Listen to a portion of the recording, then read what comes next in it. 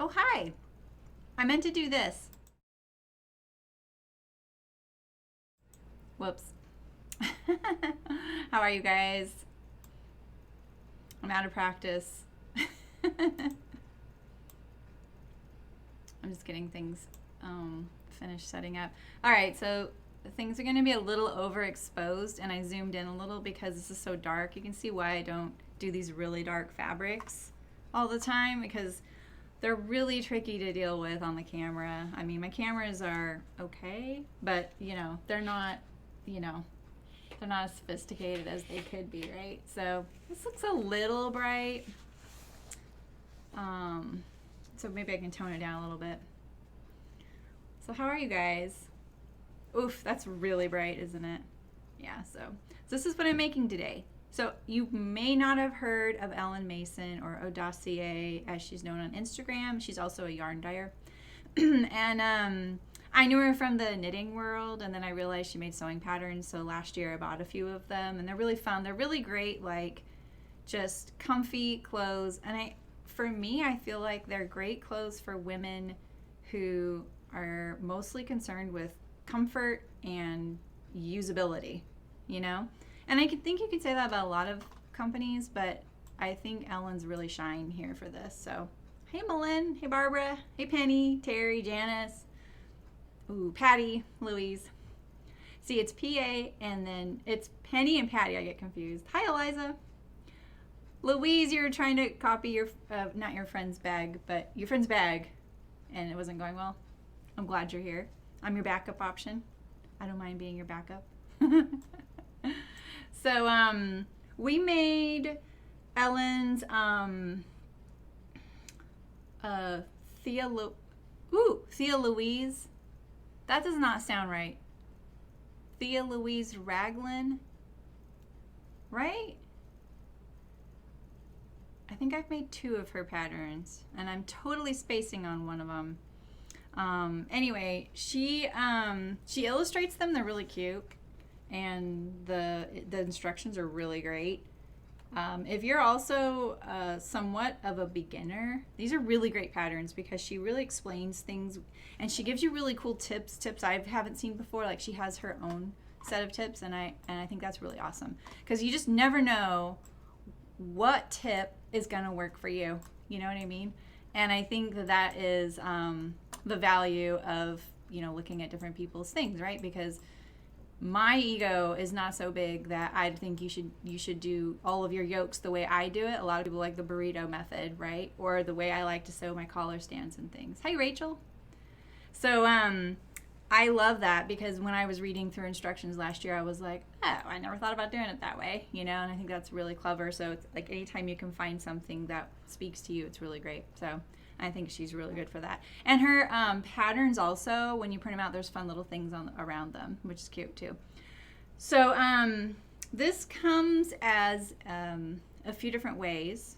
So I'm making this one right here with the inseam pocket option. And then you can make this little like apron back, and then you can wear it like a tunic or a longer dress. And here's some, ooh, we just need to tone it down. It's just too bright. There we go. So here you go. I think I cut out the large, pretty sure. Hey Sydney, how's it going?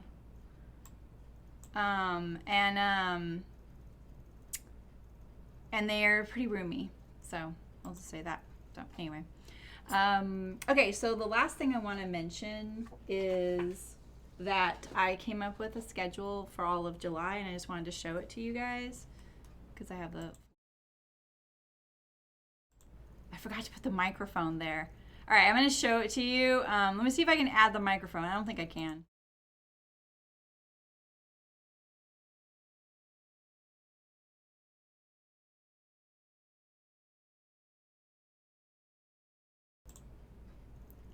All right, can you guys hear me?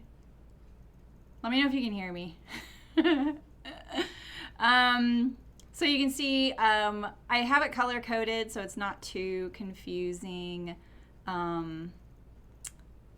because I know I kind of jump around a little bit. Okay, could you guys hear me? I can't tell. I added the camera in the middle of that. So just let me know if you could hear me. I forgot, sometimes I don't have it. You have to add all your like source input for every scene. So like this is a scene right here. So I color coded it, the calendar, because I know I kind of jump around with some weeks. I'm doing 3 stream days. You could hear me? Okay, great. Thanks, Louise. Okay, great. Cool. So I'll put it back on so I can kind of explain things a little bit. All right, so obviously today's the 4th and we're doing the Elizabeth Shannon dress, and then I put, sewing in bold so you know what we're doing. And then the next week, I'm kind of excited about this because I've been thinking about it for a while. I know there's a lot of short patterns out there, but honestly, I really like these pants, and I feel like that they have potential to just be other things, so why not? And adding a button fly to these pants is actually going to be quite simple. The only difference is that I'm probably going to have to make it a waistband, and it's mainly because there's not a lot of gathering in these, and I don't mind shifting it to the back a little bit. Like, I don't think that's going to negatively affect the fit, and we can check it out before we finish, right? So, and then I'm kind of dovetailing on Beyond Measures sew along this month for 100 acts of sewing, and so the week of the 15th, I'm be cutting and sewing dress number 2 and pants number 1. I just noticed that typo, pant number 1. We're only doing one leg that day. Hi, Carol. And then I had promised menswear in July. I really like sewing menswear in July because it's my husband's birthday, but I honestly just don't have many patterns, and I really got to just stop buying patterns, until I can find more folks to sponsor us. And, let's be honest, like the men just don't get the variety women do as far as like menswear goes, and so like it's a variation on the button-down shirt and a variation on trousers or jeans, right? So I've got both those patterns. So I'm gonna do the Fairfield as a short sleeve shirt, like I did last year. I know I've done that before, but that's my plan. And then in August, I'm still kind of finalizing that month, and I'm just gonna feel you guys out because I noticed that I'm really not spending a lot of effort researching bra stuff, because once I do, I get kind of overwhelmed. Just probably like most people do. It's not my, I'll be honest, it's not my like thing I want to make. Like as far as like the hole in my wardrobe goes, or the thing I suffer the most with fit. I used to, and I have to say I have a weirdly shaped bust because I've had a breast reduction, but I've found bras that work for me, so I'm fine. So it's not something driving me to make those. And there's so many amazing people out there that I keep running into, and I keep thinking, oh, I guess I could watch these videos and do this. And I'm like, but they're already out there and they've already got great content. So I would like to focus on underwear. So I know it's Bra August, and maybe we could look at some techniques of sewing bras that maybe things that you guys would like to know about. And you can watch me be a noob at it. So I would love to know your thoughts, like what you guys want. So I've already got a bunch of stuff coming to me for underwear. That is something I wouldn't mind. Like if I could find like a perfect fitting underwear and whip a few out occasionally, that sounds pretty appealing. So I was thinking August would be devoted to knits. So I have so far like a dress, the Alcott. I have 2 weeks devoted to whatever we want to do with bras and underwear. And I'm going to do men's underwear, by the way. Hey, Rebecca, how's it going? Nice to see you. And I can't remember what, I'm just toying with things, so I'd really like to get you guys' input. So that'll be my 2-year anniversary, right? So what better way to spend it watching me kind of noob around on things, right? So, I just want to get your guys' input about that. I'm trying to lighten up the screen now so we can start sewing. Oof. Good point, Penny. Yeah, and so the other thing, as far as like in that vein, yeah, Ray Beverly, yeah. I got a pattern on my way to me from Bra Builders, and I think I want to say it's by the Pinup Girls. Pinup Girls? I actually don't even recognize the pattern company names in the underwear and bra realm, so that's really kind of cool to like see all that new stuff to me. It's a big world of stuff. It's a full-on, niche that is thoroughly explored by many and has a lot of resources available, so that's pretty cool. You're well supported if you want to go down that path. I'm kind of hoping we see Christy Makes here once or twice because she really delved into this last year and she really inspired me to do this. So yeah. Yeah, but I know a few folks were hoping I would do bras, but I told you guys, when I checked that box, those boxes, there were like, like this many, 2 rows of boxes when I did that application. That was the only box I didn't check that I had never sewn before. I've never sewn bras. I mean, I've sewn jog bras and I've sewn elastic things and knit things and cover stitch and elastic and cover stitch and stuff like that. I've never done an underwire bra. I've even drafted patterns for it, especially in the triathlete world and stuff and running wear. So anyway, so let's see, what else do I want to say about that? There's something else I want to say about that. I am going to have giveaways in August for my 2nd year anniversary again. I've already been getting stuff, which is pretty fun. And there was something else I wanted to say about that. And I can't think of what it is, but maybe it'll come to me. So anyway, I'm going to try and do the monthly schedule again. That actually calmed me a lot. I need to know too what I'm doing. I did all my thumbnails and everything, and then I could focus on getting my next pattern to the graphic artist yesterday, which is great. So, sewing machine running on my dress. Make underwear. I have underwear elastic that I use for mass. Yeah, right? Yeah, I did see a lot of elastic on some of those lingerie websites. I wasn't too 100% that they would be ideal for masks for some of them, but some of them I thought would be good. And Hearts was really nice. Like last year when I was kind of exploring it, doing something, they were like, can we just send you a bunch of this fold over elastic we have because we're phasing out that whole section of our store. And they sent me a bunch to play with. Oh, I know what I was going to say. So the one thing I personally want to make is PEDs. Do you guys know what PEDs are? Hi, Tanya. You never need to apologize. You're always welcome whenever you can make it. I know folks sometimes just have me on in the background and pop in and stuff, so that's great. Their PEDs are the little knit booties that you wear in under shoes, so you don't have to wear a full sock. And for me, I wear clogs constantly. And you guys, TMI, I don't sweat.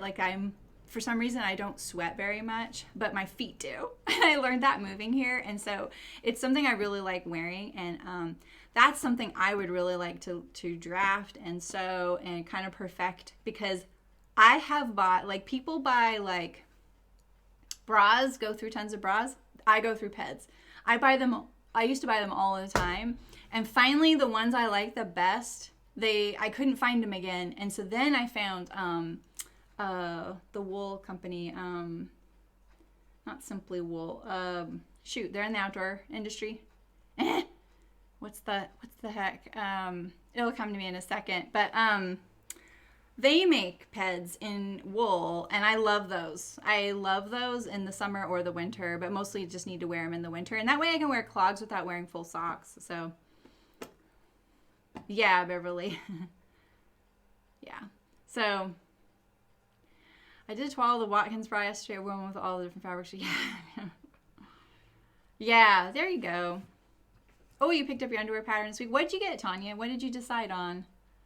Because I got a few things, and so when we're getting closer to August, I'll show you guys, because my Bra Builders order just shipped. Smart Wool. You guys are so good. Yeah, that's it. Smart Wool. So Smart Wool makes PEDs, and they make them in a neutral beige color and a black.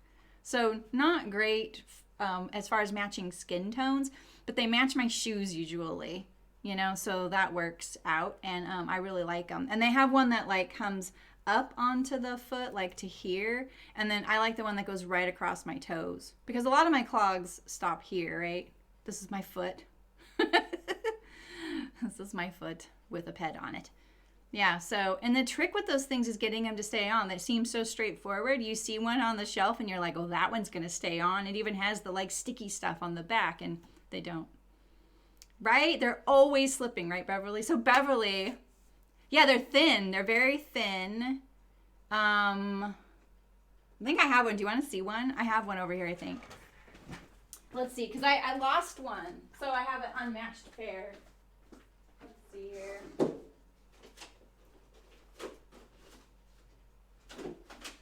Where are they?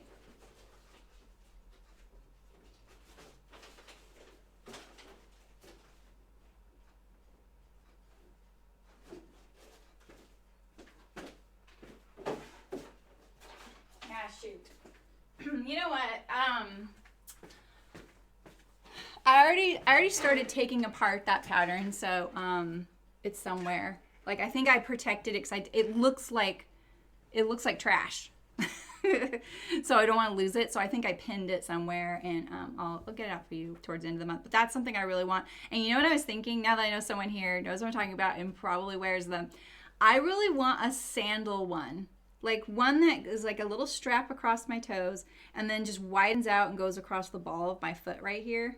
So I don't have to wear the because I will just put like powder in my shoes to help my shoes not get sticky. And I would really like to stop using that stuff. So anyway, all right. So, here's a sketch of my free range shorts hack. So I'm going to make them into shorts, and the free range slacks has this like side panel here, which I didn't picture on the back.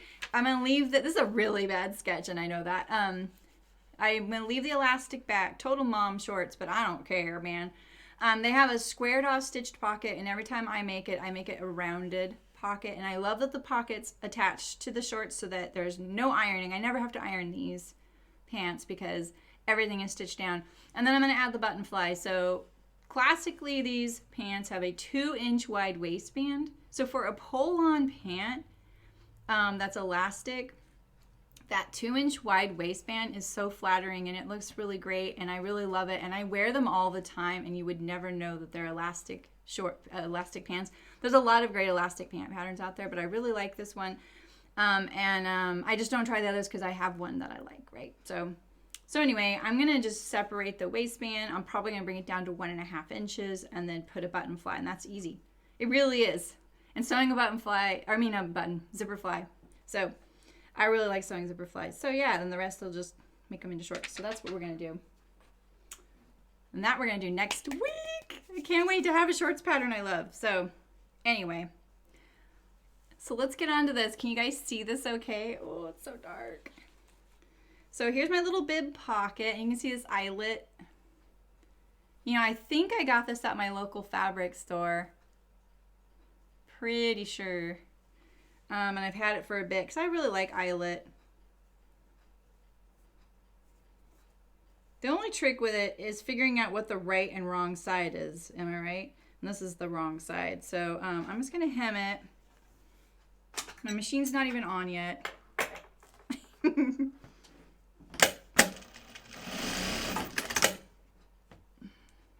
It's funny because as I won't say like a former knitter, but kind of. Hand knit socks are really big in the knitting world, and I love knitting socks. Like, they seem like, oh my god, this is gonna be so hard to do, but they're so satisfying because they're quick. You do have to do two, but you don't have to do any one thing for very long, and it's like magic when you make them. It's really fun.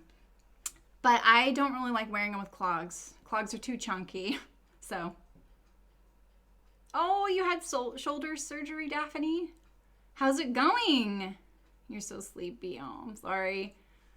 Dang, I hope you recover really thoroughly but really quick, but thoroughly, okay? And I hope you're not in too much pain. They look too good to be house pants, right, Beverly? Hi, Jan. How's it going? Oh, Ashton shell from the leftover linen. Ooh, that does sound like it looks so smart. See, that is my one complaint about the free range slacks, is that I wanted to make those because I was like, secret pajamas, I can wear pants at home that won't be like lounge pants. But it's true, all of mine look good enough that I go to work in all of them. But that's great, right? So I know in my head I can wear these at home, but I wear them to work too. Yeah, they're so comfy. I think the other tricky thing is finding 2-inch wide elastic. That's been my only other thing with those. Jan, I'm going to be making the free range slacks into a zipper fly elastic back short. Here's my July. I'll show you one more time. Just for anybody who got here late. This is July. You can't see my mouse, so it's not even going to make a difference if I hover over it. But today's the 4th. We're doing the Elizabeth Shannon. And then I'm going to make, next week, the free range slacks into shorts with the zipper fly. Then the next week, 100 acts of sewing, the dress number 2 and pant number 1, which are the 2 in blue on the left, the 2 with the blue frame. And, oh, it's 1.5. Thank you, Beverly. And then I'm going to make the Fairfield button up, as is my tradition at this point in July. It's 1.5. Okay. That's what it is. You're right, because it's actually easier to find 2-inch rather than 1.5. So perfect. I don't even need to change the width of that. Yeah, those look really cute, Malin. I saw those. Sydney seems interested in those too. They look a lot like the Hudson pants, right? Am I right about that? I haven't made those either. Plan to, I promise, Megan. All right, so let's just hem this little, I just made like a little bib pocket. This is not in the pattern, and I know I didn't cut this out with you guys, but it was really nice getting so much done this week. And this is just like a little, it's casual show day. Sew day, not show day, sew day. So I am going to be adding a little bust start to these. It's not, I wouldn't say really a bust start. It's just that my bust makes this gape, this armhole gape a little bit. And so I'm going to put this little dart in it. And if you want to do that, I'm just looking at the right and wrong side right now. Because y'all, it's kind of tough to see. This is the wrong side. Okay, good. I know, like, I'm not giving you a tutorial on how to do any of these things today. Sorry.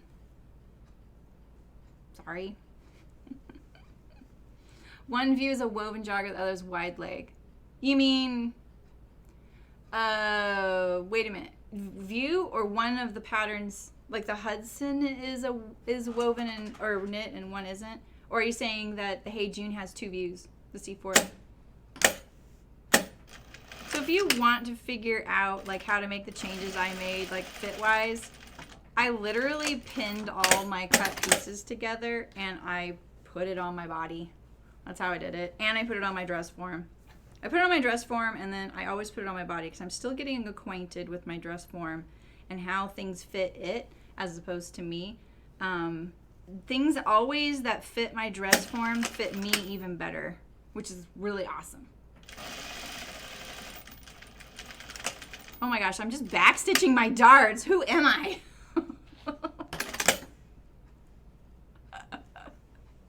I've never done that before. That's hilarious. Well, don't do that. I'm just not even thinking right now. Yeah, that blouse looks really cute, Malin. Oh, okay, Malin. Oh, okay. That's awesome. So you have a woven or a knit option. That's pretty cool. That is pretty cool. All right, so I'm just placing this. Oh, look at, I actually matched up the, you know, I may need to wait until I get my facing on here. This is the other thing I did differently from her pattern is I did a facing rather than the, I'm going to do this last. Because in the pattern, what she has is she doesn't show it in the sketch, but there is a whole bodice facing. It comes down like to here. which is great if you're doing a sheer fabric, but you know. Yeah, I did add the darts. It just was a gaping. It's not even a bust dart. My bust is more like down here. It's just really to get rid of this little gaping armhole that was happening on me. So, all right, so I'm going to put in these side seam pockets. I think I remember how she likes to do it. Man, it's hard to tell the right from the wrong side. When I pre-serged everything, and when I got to this little notch, I actually pulled my dress apart a lot while I serged so I could see my notch. It's such a rare treat to pre-serge. Do I have a preferred kind of elastic for it? I like braided elastic always. I don't like knitted elastic at all. Knitted elastic is the one that when you pull it, I'm pretty sure that's the one that folds. No, Louise, I just cut out my size. I saw a lot of people say I just cut out my size and it worked for this pattern. And then I pinned it together and tried it on. So then that's how I got my strap placement and my pocket placement and the dart placement and the elastic that I'm going to do on the back. Oh, cool, Jan. That's awesome.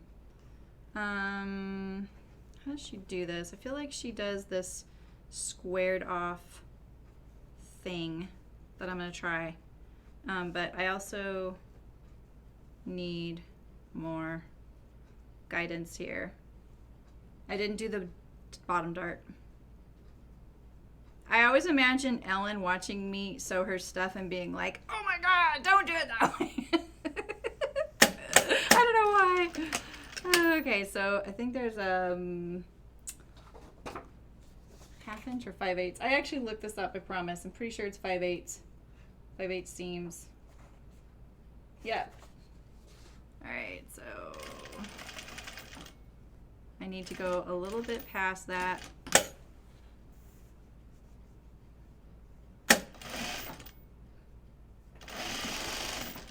What? Because my machine sounds like it's sewing funny, and I think it's the eyelet. This is going to be a winging it day, you guys. I am just like winging this pattern. It doesn't do Ellen any justice that I'm just winging her pattern. Trust me. Okay? Her instructions are really great, as is. But I did a bunch of changes, and I just wanted to have a chill sew day and just sew. I already pre-serged it, I already cut it out. I am definitely on track to just do my own thing with this. So, you know what I mean, jelly beans? You haven't bought elastic in a long time. Yeah, you know, I don't have this little elastic cheat sheet, but one time, and I'm not kidding, like 20 years ago, I can't believe I'm saying that, I was at Joann Fabrics. And you know how they have those little glossy like pamphlets randomly throughout the store about notions? I saw this one on elastics, and it was such a great, like, it wasn't 100% accurate, but it was good. It was pretty good, and I really liked it because it kind of gave you a good synopsis of different elastics. I didn't feel like they captured braided elastic as true as it is. Like, I love braided elastic. It doesn't fold. It doesn't stretch out. It takes a long time for it to wear out, like a long time for it to wear out. And it also looks nice. So if you're having something like we used to do at Chicken Boots, a lot of our elastic was not encased because we would do elastic strap, and it looked nice. I like braided elastic the best. It's just my favorite. And like finding the like 1.5 inches is kind of a weird number. You can find it. I'm not saying you can't find it. I'm just saying like it's not gonna be at my local quilting store. That's for sure. They have this really weird, soft stuff. I'm putting stuff on the screen to kind of break up the brightness. They have this weird soft stuff. I know you guys know what I'm talking about. That remember it was trendy to make those skirts that this elastic was exposed at the top. They have that stuff. It's really soft. It's really nice. It's great against your skin because it's exposed. But the elasticity is really great. It just isn't tight. It stretches really easily. And for the braided's pretty firm. So I've made free range slacks with it, and it was okay. But it was their 1.5 inch option. So.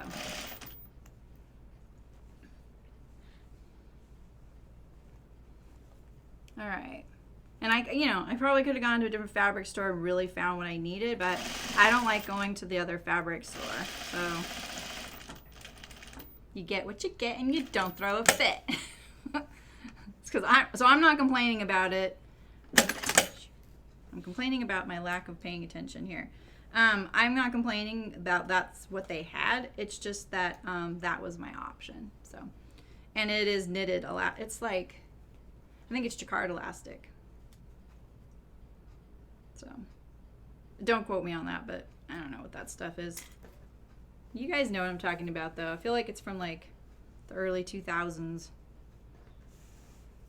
Not early 2000s. Not early. God, the decades are going by quick. I don't know why I ever throw around time as if I know what I'm talking about, because I will say that's so 90s and someone will be like, are you kidding me? You know? So I don't trust me on that. I don't even know what trends, so yeah, exactly. It gets too stretched out. It stretches really easily. It's really nice on something like that, like a skirt that has an exposed waistband without the elastic being in a casing, because if you put that elastic in a casing, you would have to cut the elastic much smaller than normal so that it doesn't get stretched out in the casing and stay like this, right? It has to be strong enough to return to what you want it to be, and it doesn't. But it is really nice, especially on little kids who might be really sensitive to something touching their skin. That elastic is very, very soft, and so it won't bug them as much. Yeah, this is what I'm doing. I don't really feel like this is what I'm doing. I feel like I'm kind of winging this a little too much here. I didn't match my eyelid up on the pockets because I was trying to conserve a little bit, but I matched it everywhere else.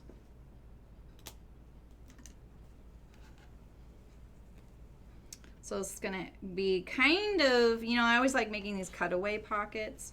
It's gonna be kind of like that. Kinda. I would have liked this to be, I don't know. This is fine. I don't think I left myself enough room for the seam allowance, but we'll get to that. All right, let me press this. Yeah, yours is looking really good. Yeah, I love that. Yeah, your Charlie's looking really good. I don't know if any of you saw it, but she posted it on Facebook. No, I don't think in the group. It was just in a thread of something I posted recently. And it's really, I love that dress. It's really comfortable.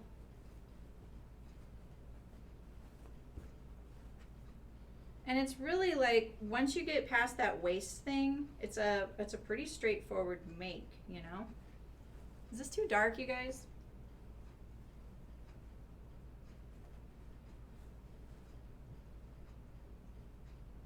So this pocket, I mean, it's a little bit extra that you have this whole pocket here. You don't really have to if you wanted to just face this and then take your under pocket and stitch it down like we do on the cutaway, but you don't have to. This can hang free. Oh, it's not on. And now we wait.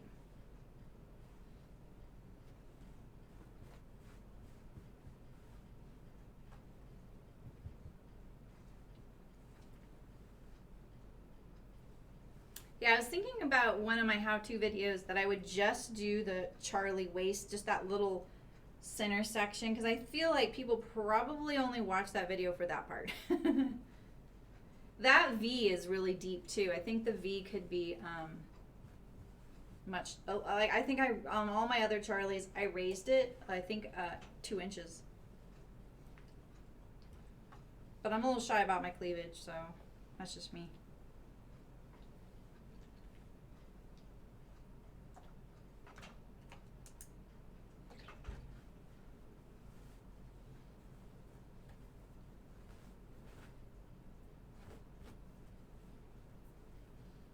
All right.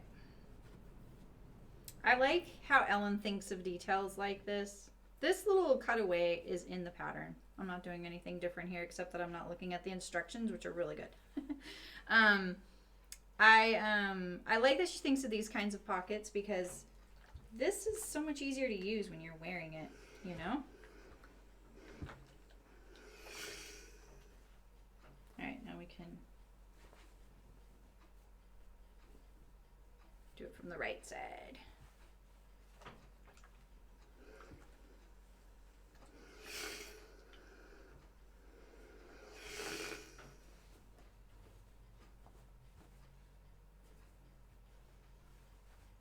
I pre-washed this, but I haven't ironed it. Really hoping I won't have to. Yeah, I know. Hey, Karen, how's it going? Oh, that's good. I'm glad your knee is getting better. Knees, man. And if you have stairs, oof. Yeah. Okay, so our front is pretty much now on hold. Sorry, I know it's really bright.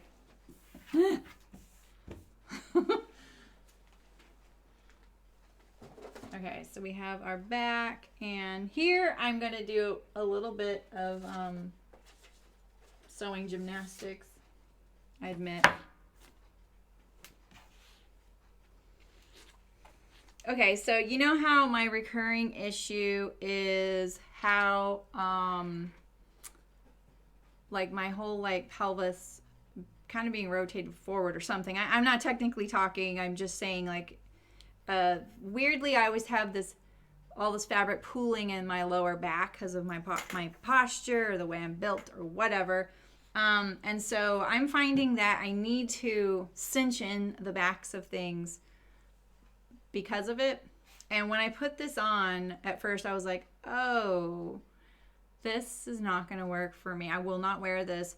But then I just started playing with it. And I noticed that if I cinched in the back, it was perfect. And I really loved the way it looked then. So I just needed to like take a deep breath. And I decided that I'm going to try and make like, I'm not going to make fake smocking. But I am going to kind of make a few elastic, I don't know how many, through here in this back. So I made this little like casing. Don't want me to brighten it up. I just don't want to brighten it up. How does it look, you guys? I parted my hair down the middle, which I haven't done since I was a child, and it's really distracting. So I'm thinking that, is this the inside? This is not the inside. This is the, yeah. Let's not put it on the wrong side, right? So let's see here. Now, I will say a few things. I do not think this is the most ideal solution, mainly because of how I decided to treat the top edge with a facing. So my facing is going to compete with this a little bit, see? Like if I had thought this through before, I would have made this all one. I still could do that, honestly. I mean, maybe what I'll do is sew this to this facing piece so it's all one. And then, can you guys see? Let me know. Let me brighten it up a tiny bit. I'm all squinting. See, I can't make it full screen to see what you guys see. I have the brightness up so high. I don't want to burn your eyeballs. So my idea is to put, you know, I was going to do small rows, and I was like, you know what? I'm not going to do small pieces of, not rows, but some pieces of elastic. I'm just going to put a few pieces of elastic back here to kind of gently pull this in. This is pretty beefy. I feel like maybe this is overkill. This is braided elastic, by the way.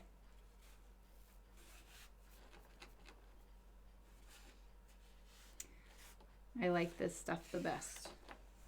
I have a ton of it. So I think our problem is going up the stairs too. Yeah.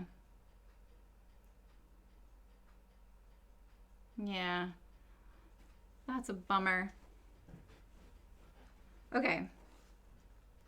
So I made myself a note that I want that section. So this is how I figured this out. Like if you want to add elastic somewhere that doesn't already have it, you need 2 important pieces of information. I may revise how many pieces of information you need, but you need the finished size you want that section to be, and you need to know where it's going. So I always find with elastic is really confusing because you're like, okay, I want the elastic to go from here to here, perfect. And then you're like, oh, but wait, I don't want the elastic to be that long because then there would be no stretch, right? I need to know how much I need it to be smaller. So that's how I have this 7.5 inch. I measured across and all I did was I went like this on my dress form, and you could have someone help you with this. I smoothed the sides where I like these, the sides and the front, they were fine, right? So I moved those where I want them so that this wasn't pushing the dress out this way, right? I kind of lined it up. And I like to pin garments to themselves, the garment to itself, not to a dress form, because that hinders the reality of the fit. So, but if you only have the back and you know that the side seam is accurate, then you could just pin it to the side seams or pin it to you across your back, you know, smooth this out, and then you start seeing, okay, this is how I want it to be, right? I don't want elastic here, I just want it right here, right? And so then you take your tape measure and you measure, what's this finished section looking like? And then you also need to know where you want it to stop being smooth. Okay, so that's basically the 2 big things you need to do. And then you need to figure out how you're going to deal with it. So there's a few ways. You can stitch the elastic directly to the dress. We've all seen that. It's a easy way to do it. I've done that many times. Especially if you're using a home machine with a zigzag, you can just cut your elastic, set it down, especially if it's smaller, stretch it to the spot and then zigzag it on. Or if it's really narrow, you can just stitch straight down the middle, even with a straight stitch. It's totally fine. It'll totally work. It will not pop because you've stretched it out while you were sewing it down. So you could do that. I kind of want mine a little cleaner than that, and I don't want this touching my skin because it'll eventually just be a little uncomfortable. 1 inch elastic is a little beefy. I will not disagree with that. But I also don't want to put, 10 channels of 1/4 inch elastic back here. So this was my solution. So I'm thinking, I can get 1. And then I also figured out how deep I wanted it. I didn't really want it to keep gathering past this. I wanted it to release once it got to this point. So this part right here is like my upper back, like here's my armholes, and it's right there, right above the small of my back. So let's see if I can get 3 of them in here, and I think that's what I'll do. I'm just gonna cut 3 of these, like 8 inches, and we'll try it out. It's a little overkill with this really wide elastic. But this, I really wanted a cute dress to wear at home that I'm not going to be body conscious in, so that every time I'm like sitting down, I don't have to feel like adjusting, I like things that are waistless. And I also wanted something that felt a little sturdy, like a cotton dress, so that if I am doing chores around the house, I'm not worried about it. Yeah, I know I'm putting a lot of effort into a dress like that, but I'm not vain so much as I don't like wearing t-shirts and jeans all the time. I just really like wearing dresses. So, yeah. Yeah, Eliza, but gosh, you really need a heel too, Oh, this is my note. That's what that is. Probably couldn't even see that's what it said. I think I will attach this facing. It's a little clunky, but I'm gonna attach this facing to my thing I made here. Actually, let's do this. It's the right side or the wrong side? I'm gonna ask that about 1 billion times today.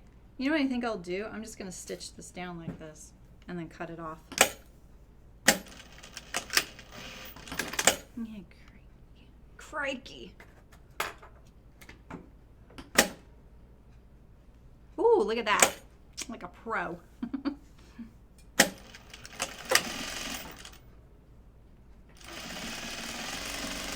My machine sounds and feels like it's sewing terribly, and it's because of the eyelet. It's like sewing over speed bumps, you know? Sometimes when you're doing mods, you don't realize your mods kind of, they go against each other, right? I think it's downstairs. Oh, wait. Oh, yeah, Terry. Are you doing okay, Terry? Yeah, exactly. Yeah, we're home all the time now. But I've always been like this. Like, I really like just, like, no one visits me anyway. I don't know why I just want to, like, not look like I'm wearing lounge clothes all the time. But, you know, I think, you know, I just don't want to feel frumpy, you know? That really drew in my facing there.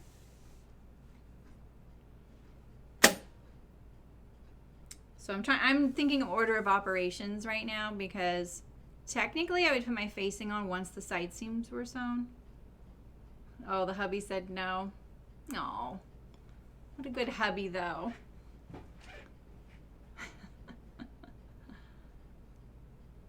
Oh, I'm so glad that you're feeling better. Oof, you guys. I want you all healthy. All right, so usually what I would have is my side seams done. I would put this facing on, going all the way around at one time. I would also have my straps in here, and that is, let's see, this notch right here is my strap placement. So let me think about this for a second. I can cheat and do it the other way, just being a baby. Because a lot of people would do that. They would put the facing to this, and then they would sew up their side seam through it. Yeah, maybe your husband knows you. He knows what it's gonna take. So I'm thinking that I will top stitch my elastic to each of these, you know, and then it's gonna pull it in.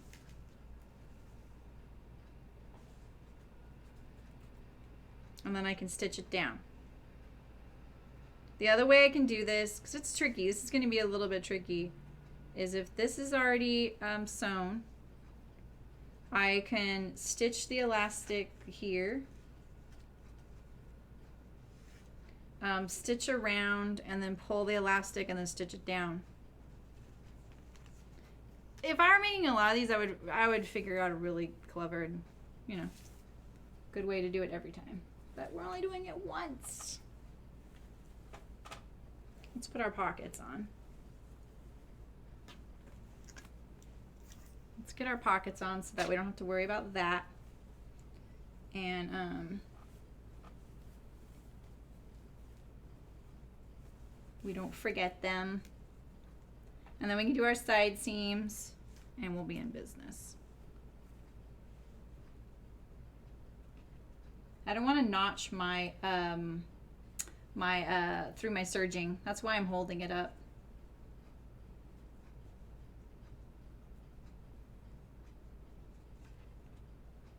All right, right here.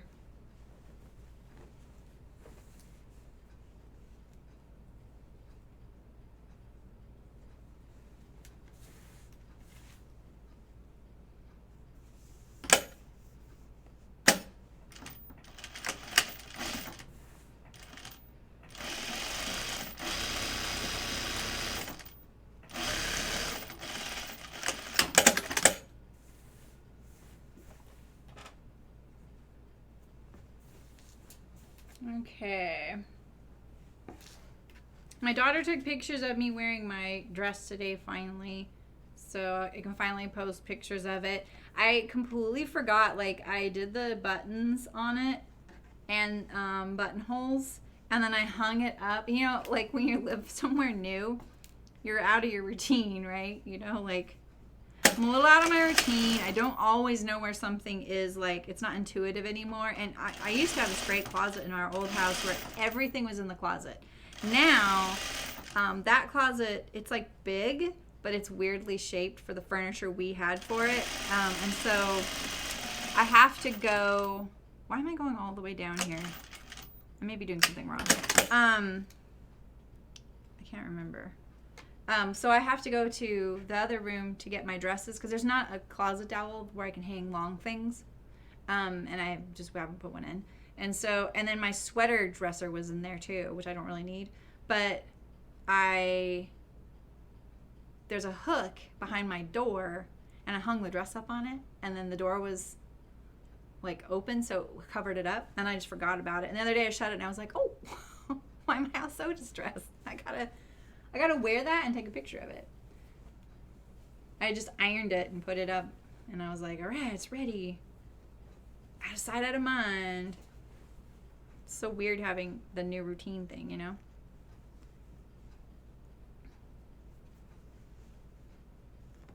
Did I not get that? Oh, okay, I see. I am not doing this in the right order of operations. I apologize.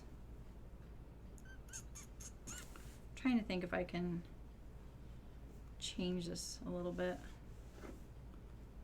because usually you can just go around, but I have this little cutaway and I could sew this, but then my seam allowance is getting really small. I really didn't make this deep enough. Something sharp there. I think I'm just going to do a narrow seam allowance right there.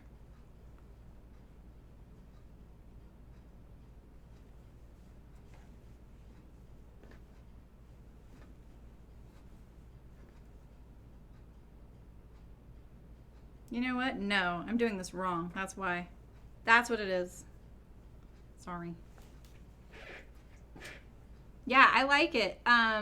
It's funny that I made that gingham one, right? And then I have this one. And I feel like they don't fit me different, but they have a completely different ambiance about them. Like this one almost gives me a pregnancy vibe, which I was like, but it's so comfortable. I mean, you know, so is maternity clothing for that matter. But no, I like it. I like it. I don't think I changed anything about the length. And I like the length. Like it comes just above my knee, I think, which I thought it was going to be longer. Drink! The drinking games of seam ripping. Doing it the quick and dirty way because I can't see anything on this fabric. And I don't want to inadvertently pick a stitching on the eyelet. So I'm going to do it this way. Yeah, I'm just going to treat this like a cutaway pocket, to be honest.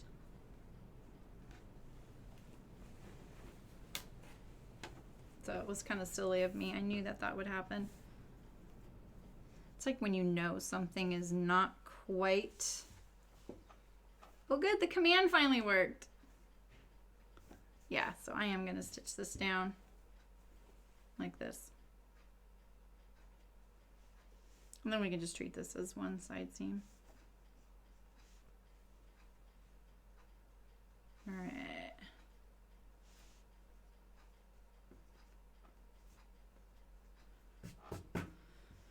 So anyone else sewing shorts? And do you guys have any good shorts patterns that you're enjoying?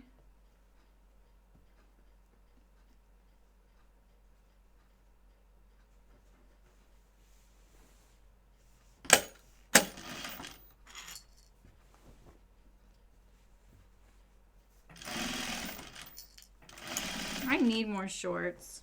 I don't really have a great fabric, but I do have lots of canvases, so I think that's what I'm going to use for my free range shorts. Maybe we could call them slacker shorts. Free range slacker shorts.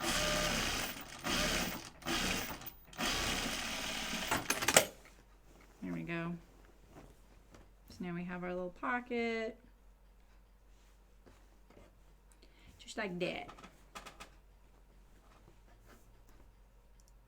This isn't the one I almost tried removing that, but this is the one I want to remove. What was the other question I had for you guys? I can't even think of what it is. I am really pleased to announce that, or not really announce, but I finally got the hang of using InDesign, and I'd only tried it once before, but I feel so dang accomplished because oh, the reef shorts. What style is that, Jan? I used a previous file and started dragging and dropping, and there's a few things that I'm still trying to figure out, but man, I feel like finally getting somewhere with that kind of stuff, you know? Well, the Pietra shorts. Oh, cool. The Loretta shorts. I wonder if I can follow her Patreon to see what they look like. I didn't even know Gertie had a Patreon.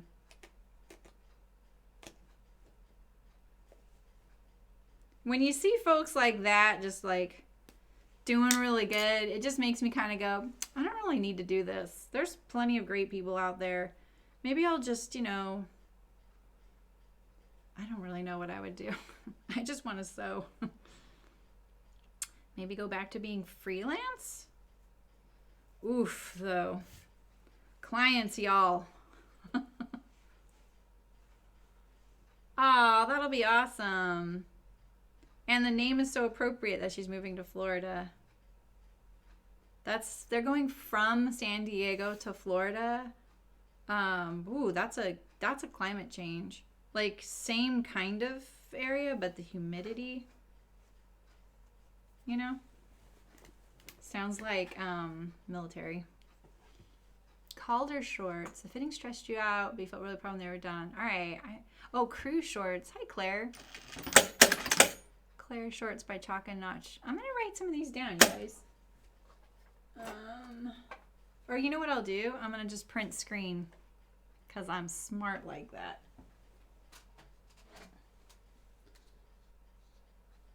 Print screen. There we go. I can go back and look at it. So you guys could do that too. There's a little button on your keyboard. If you're on a desktop, you can press print screen. Oh, there's plenty of fantastic people out there though. And I just feel like, yeah. Traction. Gertie has a new free jammy loungewear pattern. Oh, awesome. That's a good time to put one out, you know? And then the fact that it's free, that's really nice. Cherry culottes. But they're culottes? That's interesting. What are you talking about? We have a newfound appreciation for culottes around here. I even had someone comment on one of my videos, what's the shorts culottes you're wearing in your video? And I was like, ooh, I hope that's the Tanya culottes that I'm wearing. Because people say things like that, and I'm like, I don't know. I have to go and watch my own video, which I have to be honest, not on my high points of things to do. And someone else asked me, are you using a template for that? And I'm like, I don't know. I don't know what you're talking about. Now I have to go watch my video. Someone else, what bag are you talking about? I'm like, I don't know. I didn't sew a bag in that. What bag am I talking about? That person was kind enough to provide a timestamp. Once I said, I don't know. What bag am I making? They said, oh, because it was in the closet case poof video. I would really like to ask the sewing fairy to help me stop threading my needle, please. Thanks. Please and thank you. Because I'm pretty sure I didn't do anything she needed to alert me about, so that was just user error.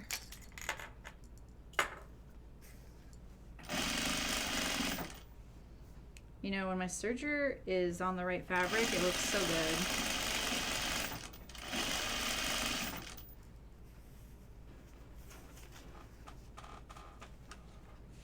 Just knocking junk everywhere right now. Yeah. The Jenny shorts. Oh, for the Jenny overalls? I didn't know there was a shorts version of that. Oh, is that the name of them? The Harlow PJs? Board shorts? Okay. Hey, Megan, how's it going? Board shorts. Cute. Yeah. Chalk and Notch. They're local in Davis? Are you serious?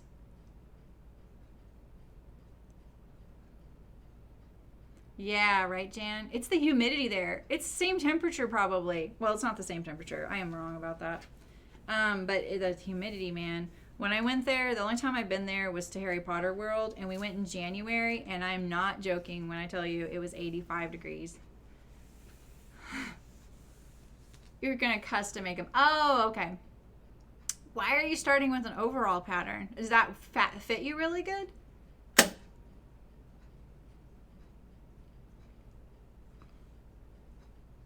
That's pretty cool. You know, Rebecca, the City Gym shorts are free, patterned by Pearl Soho. Okay, Megan. 2 bags and the Hinterland dress. You go, girl. Chalk and Notches. Yeah, right? I am kind of astounded by that. Are you sure? I mean, awesome. That's really close to me.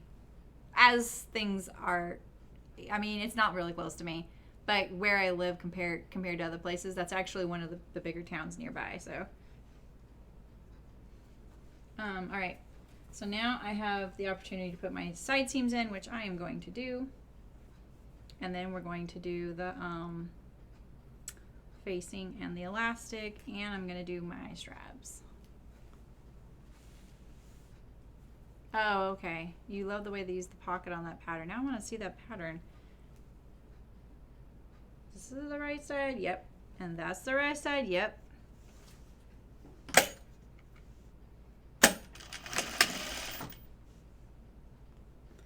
I'm gonna have to do it a little smaller because of my cutaway here. Actually, I have room. Oh, I need to match forgot, I need to match my eyelet. I gotta pay attention to that. Since it's the side seam is a little bit on the angle, it can easily get off a little bit if I'm not paying attention there. So one of the reasons I did not cut this out on camera, because it would have actually been a really good one to cut out on camera, because the eyelet's all on the cross screen. The way I chose to do this with the, I don't know if you can see it, but there's like these woven stripes. That is, this is the length grain of the fabric. And I didn't want that vertical. Right? Well, I mean, not a lot of places have brick and mortars, but I'm just surprised that's where they're based out of. It's especially because of some of the big fabric stores like Stone Mountain and Daughter and Hearts Fabric. I would think they would be talking them up. I thought that they were European, to be honest. That is so cool. Are you the one who's told us that, Claire? Oh, yeah. That's pretty cool. Yeah. No, I like their patterns. I've never made any of them. But that's pretty awesome. I would feel more comfortable about reaching out to them since that's pretty darn close to me compared to other people. Oh, neat. A measuring kit for bras. from American Eagle. Why are they selling a measuring kit? Like to buy their bras? That might be cool.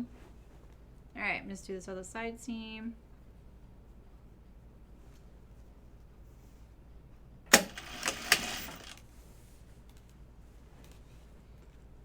Just tell me if you guys need anything visually, because I keep forgetting to check. I know it's a little bit trying today. I'm not sure how much I can do, but I will try.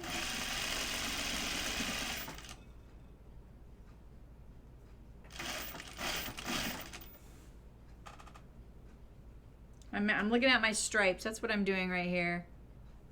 And when you're matching things like this, you're not matching it on the cut edge, unless it's a perfectly straight, perpendicular, you know, seam. You want to measure it. You want to match it on the seam line, because even if you've cut them identical, trust me, it won't be identical, and you are gonna have a better chance of matching it if you do the seam line. And now I'm wishing I had matched my pockets to the eyelet, because it might show a little bit. That back one might show. Okay. I don't like pre-serging my hems. That is one thing. I like to do my hem in a continuous serge. I don't really like it being an open seam at the bottom there. I know it's not a big deal because I'm going to fold it up and that's going to smooth it out, but it's one of those pet peeves. The things I do for you guys, right? Okay. Let's see how I did, because I don't think I did that great. Oh, that's not too bad. Okay. Oh, you can see I'm looking at my eyelet matches.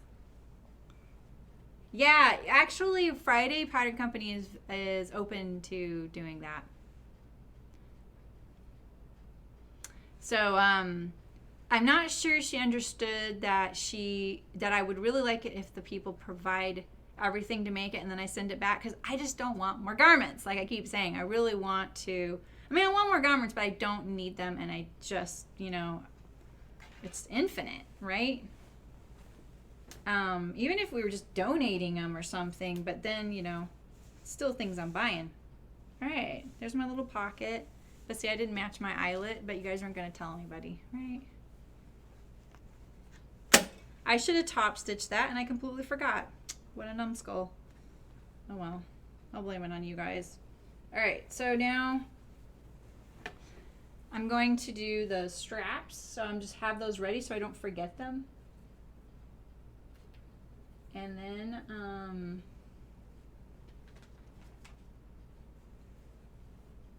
I'm kind of excited about this dress. Okay, I'm gonna do my straps.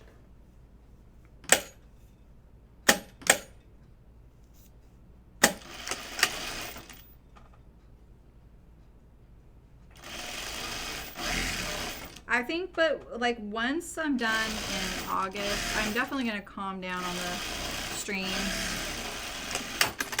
until I get more sponsors. Just so that I don't just keep sewing stuff willy-nilly, you know? Oh, there is a shorts option. Must be where you got the idea to use that pattern then, you know? Oh, okay, Megan. That's cool.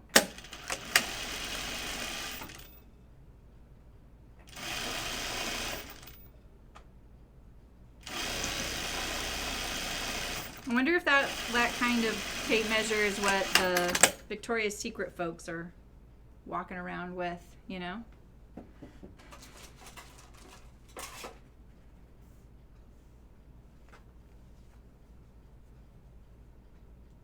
I'm just gonna use my loop turner to turn this. So I like when I was happened to look at her little Ellen's instructions on like seating the strap into the crook of the like seam you sew it into, and she explains it really well and like a good tip on how to do that, you know? And I like that because it's definitely, you don't need special tools to do everything, right? I know I'm using a loop turner right now, which is snagging on my eyelet, by the way.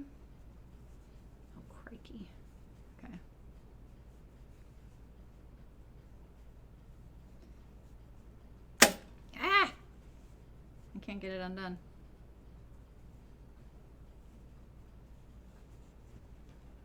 Let's see if I can fix it by doing this. Nope, I cannot. Dang it. All right, now I got it. Yeah, like, do you measure your high bust, full bust? There's things online for that, by the way. I have this totally stuck. It's like in there, like moving around, not hooked to anything, but it went past my little spot. What am I going through? Jeez. There we go. I got it. Okay. I think from now on, I will always do things like this, like straps like this that are kind of wide. The way, like where you make it wide enough to where you can just fold, and then edge stitch it, and you don't have to turn it right side out. Let's see. I'm gonna try one more time. If it doesn't work, I'll just use the safety pin, because I don't know how to use that loop turner kit thingy. I should just put that in a giveaway this year, because I can't figure it out. And it was expensive.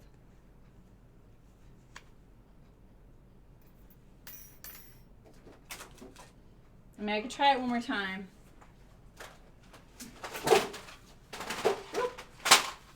That's my keyboard. Does anyone use this? I know Andrea from Sew to Fit uses it, and she likes it, but I cannot get this thing. And it cost me $13. And look at all these parts. Like, what the heck? This is just too many parts. This isn't gonna work. I can tell.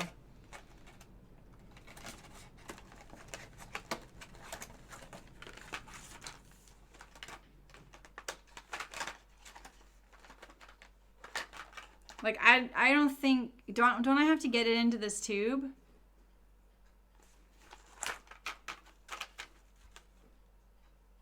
Yeah, I'd have to be able to get that. It's not working. Yeah, see, I just don't get this thing.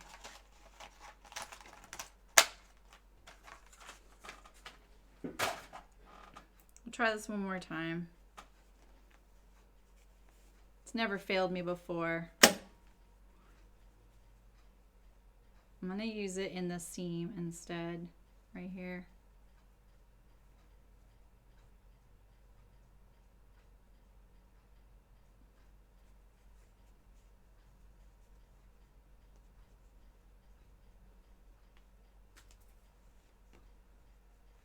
Be really careful. I'll be more careful. Oh, so my sister texted me. Yeah. Oh, Anita by Design uses it. Maybe I can look. It's just a straw and a chopstick. Yeah. Yeah, this isn't... There's 3 sizes in there, but none of them will work for this. The thing is, like, they make some of those things for, like, people who do spaghetti straps. Do you know anyone who does spaghetti straps? That's my point. This is where I keep getting hung up, right here.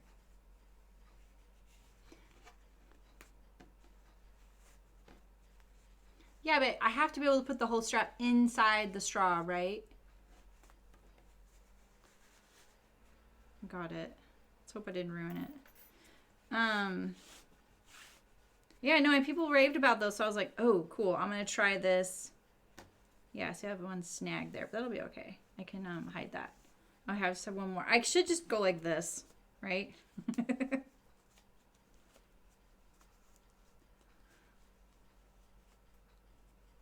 Yeah, so I don't know. I like having one object for everything. One. Yeah, exactly. Yeah, right? That's a really good technique, Penny. I never think of doing that too.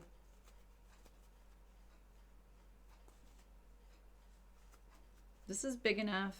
And this is why I'm saying, like, this is wide enough that I could have done the other technique with just edge stitching it. Because I probably will edge stitch this, that way I don't have to iron it.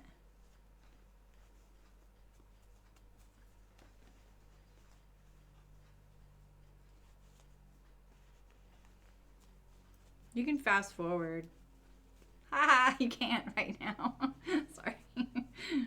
I wish I could myself.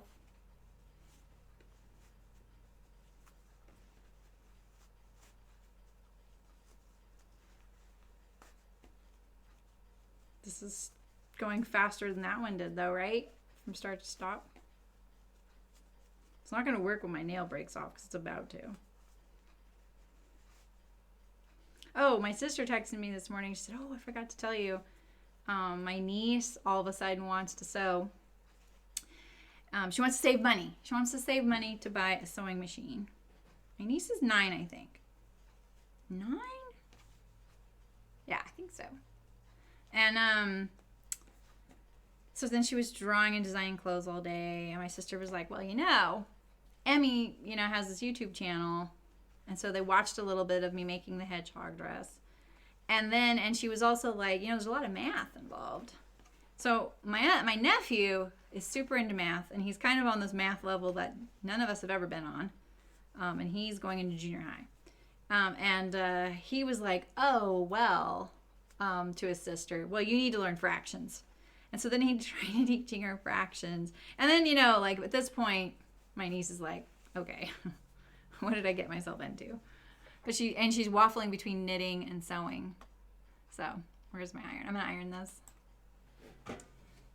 But I thought that was pretty cute. I was like, yay!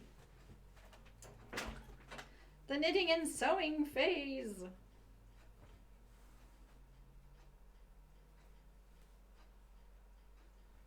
I've met many young gals and guys who want to design clothes and will send me sketches and stuff. It's pretty cute.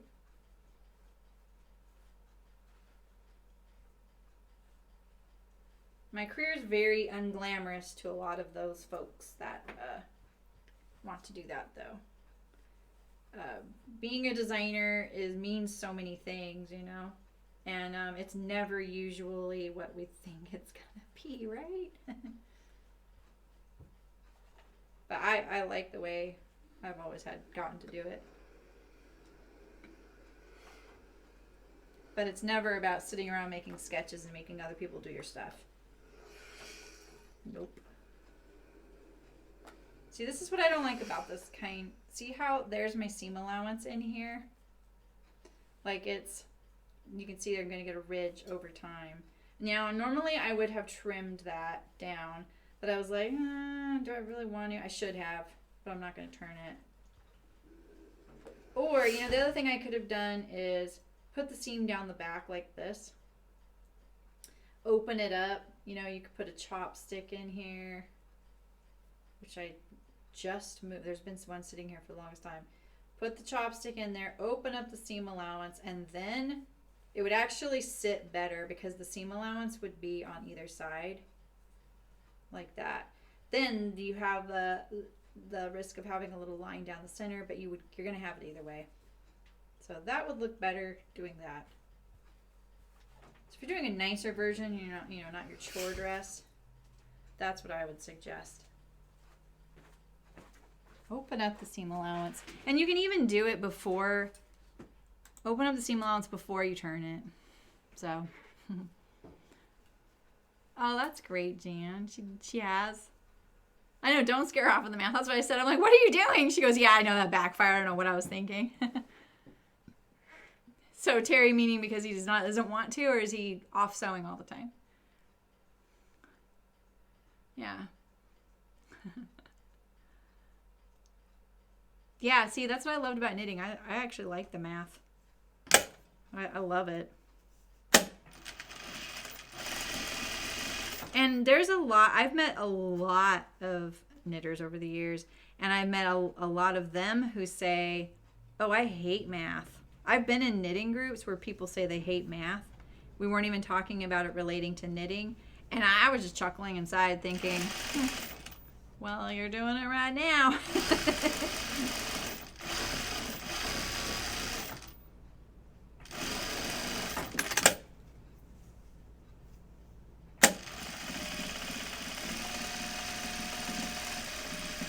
Ooh, very thick through there. So this has 2 strap options too. It has a wider strap than this, and then this is the narrow one. It's not much different, but you would be surprised like what a 1/2 inch or so can do to a strap.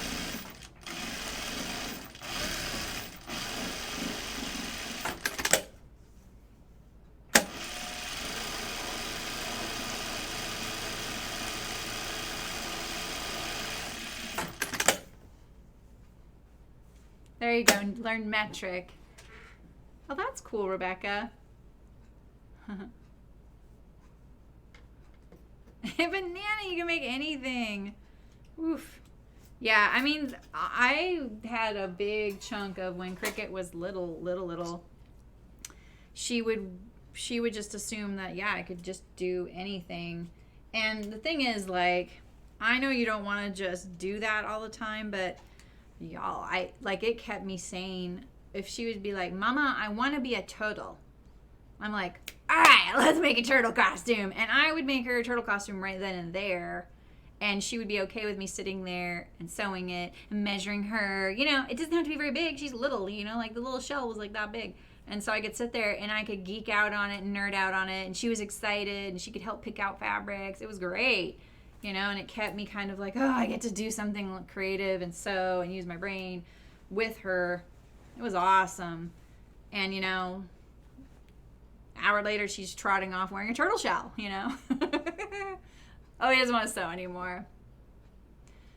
Oh well.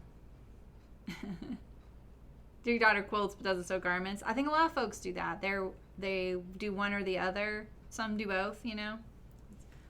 Sewing for quilting and sewing for garments is so different. And so maybe you come to sewing and you're like, I want to do this, and you don't really like that style. If you try the other style, you like it more, you know. So okay, so let's see here. Pretty sure I have these straps going right up. Oh, I think I trimmed my bib a little bit on the sides here. So this is kind of nice. These straps are fixed, so you don't have to make a closure. You could if you want, but you don't have to, which is kind of nice. So let me just think about my order of operations here. Yeah, so I'm gonna sew the straps on with the facing. Did I lose that pin? I cannot lose these pins right here. Oh, it doesn't matter actually. It doesn't matter anymore. I'll just leave it anyway though. Okay. It doesn't matter because I sewed the facing to it. So that will only weight and measure.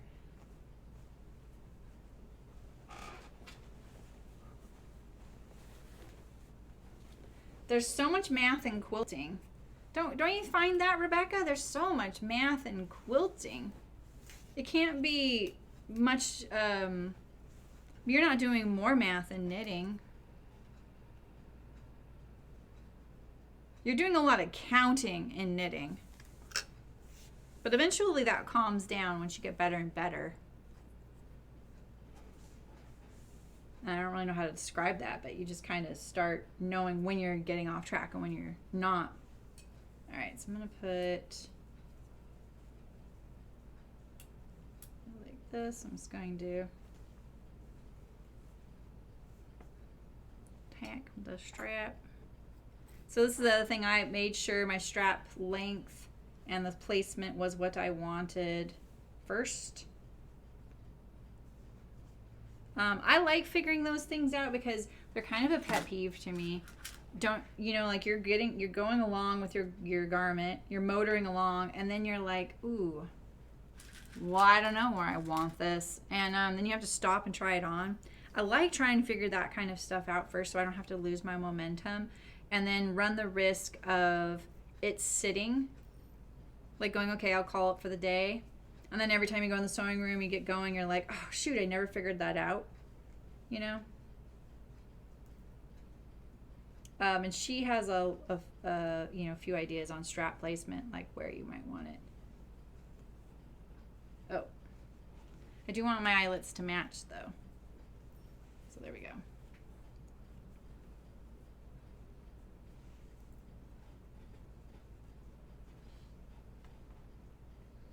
Oh, that's pretty cool. There's a sewing guild that focuses on garments. Dang. Wait a minute. Maybe I need to start one of those. I didn't even think about that.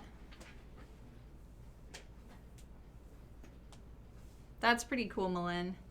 You were my go-to gal to do those conversions for me. quilting is geometry or trigonometry. Well, garment making is a lot of geometry. There's a lot of spatial stuff. Oh, well, yeah, that's different. Yeah, Rebecca, yeah. Yeah. I know a lot of math professors as knitters. I don't think I knew any math professors until I was a knitter. And musicians. There's a lot of musicians, and they tend to be in the math field as well. I think that's pretty cool. All right, so I created this little facing, and the reason I did that was I didn't want that bib facing, mainly because I think it goes down to here in the pattern. Like there's like it goes probably, I want to say, a few inches down the side seam. There's a facing that goes around the top of this dress. I didn't want that because I felt like it would add a lot of bulk there, and it looks like a seam in a lot of the pictures when people are wearing it. And you don't see that in the sketches or in the pictures. And so I was kind of like, I'm not going to do that. I'm just going to do a facing. I'm not going to interface this facing because I'm going to end up stitching it down. But if you aren't stitching it down, I would interface it. And so all I did was measure a parallel line, the width I wanted, around this perimeter. So basically you can just take her pattern. If you want to trim it down, take her pattern and then just carve it out. Just make a nice smooth transition. Mine's got a little narrow there. That way if you want to serge it's easier. But if you're going to turn it under and hem it, you might want something a little easier to deal with than this curve, because that'll be a little bit trickier. Be too tight. But or you can just let it hang, which, that's possible too.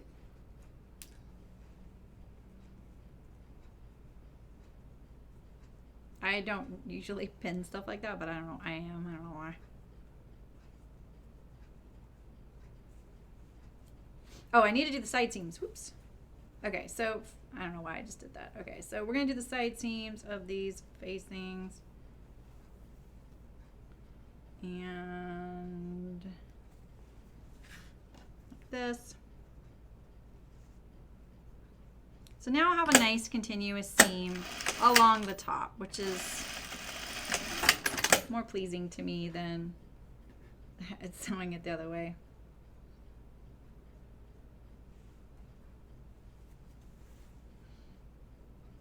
The math in quilting is super satisfying.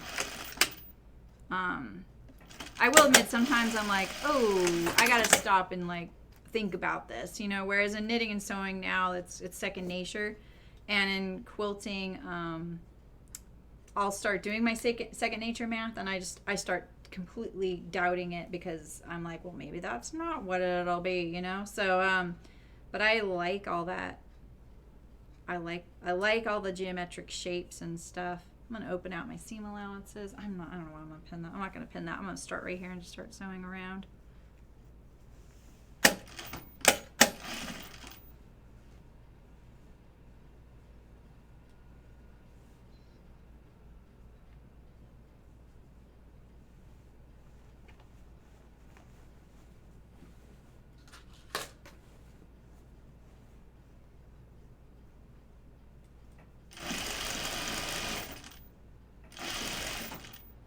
So here's I'm getting to my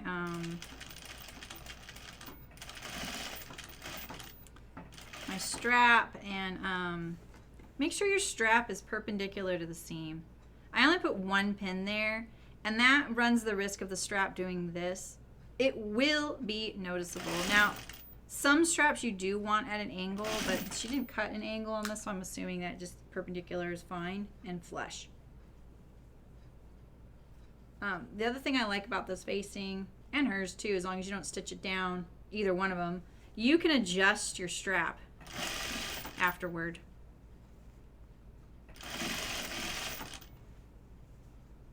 So make sure that strap is like hanging straight down. Don't let it do this kind of thing. That kind of stuff is super sneaky. And if you use two pins to pin it in place, you'll most likely not have to worry about it at all. And I actually normally would have done two pins there. I just kind of got lazy and forgot.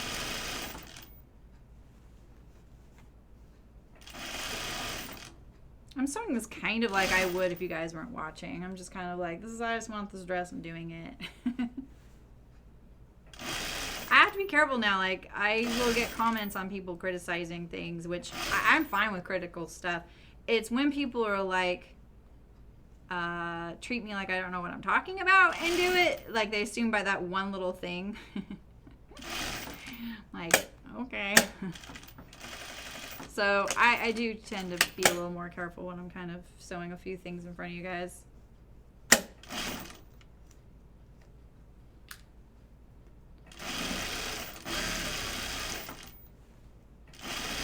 So along the strap here, like I'm trying to make sure that when I come along this, here's the strap edge right here, right here.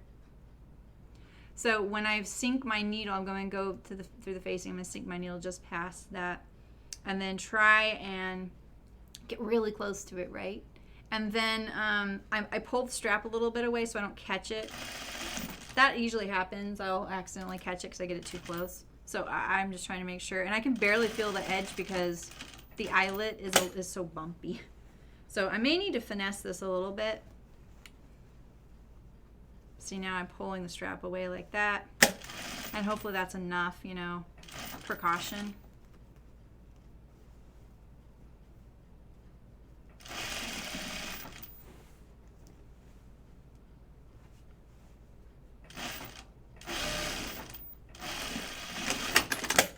All right.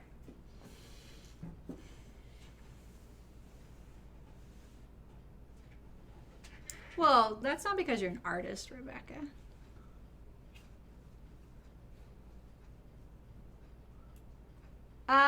This eyelet, I'm pretty sure this is from my local fabric store, Honey Run Quilters, and I'm pretty sure it's still on the shelf.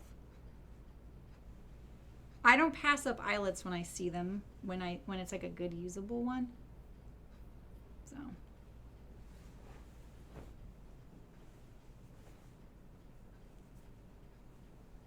All right, that looks okay. This is what I'm worried about though, right here.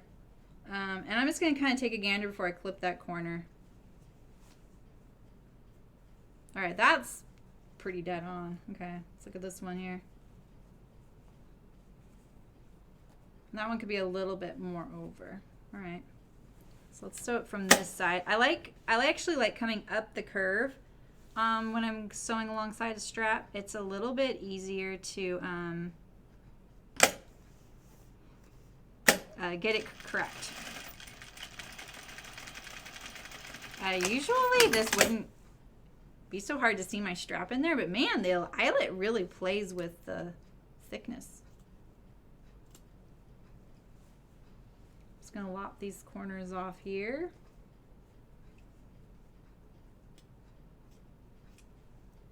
I think that's all I need to do. So.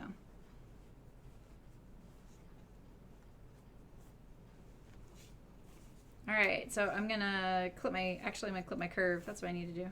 I was like, that felt funny. That felt too easy.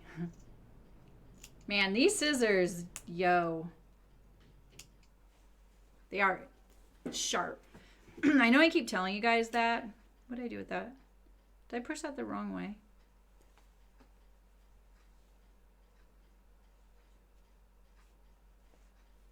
What do I want? I'm just gonna leave that.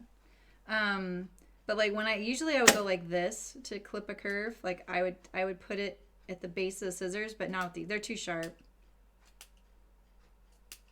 That's too dangerous. I don't trust myself at all. Even on this really thick one, I'm just gonna work it. Maybe I'll do a little bit, but ooh, nerve-wracking.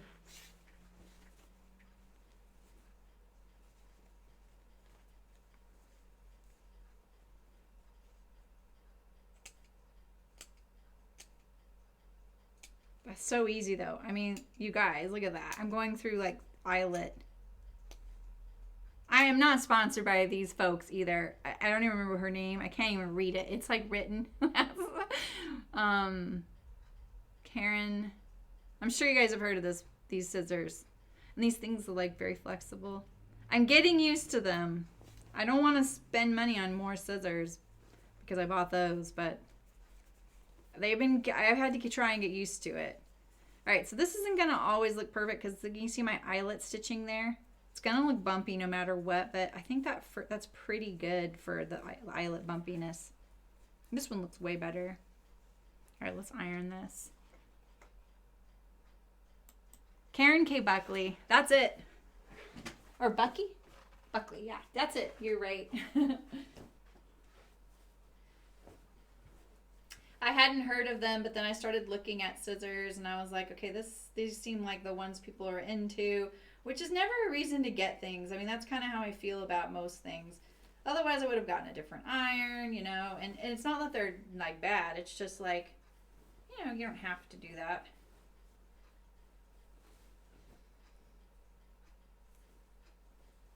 All right. I'm wondering if this is going to work even without a shirt. It's not really my style to wear it without a shirt, but I actually think it would work. You know?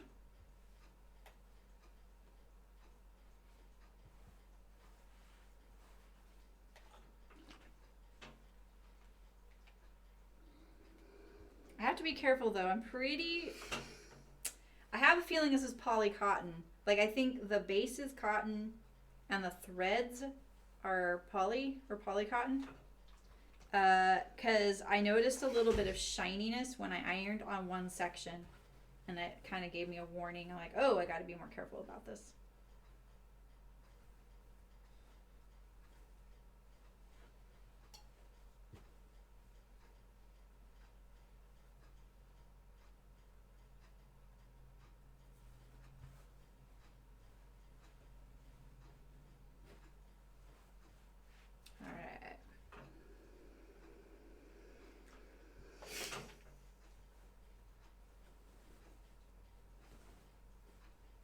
So, did Megan take off? Megan, did you take off?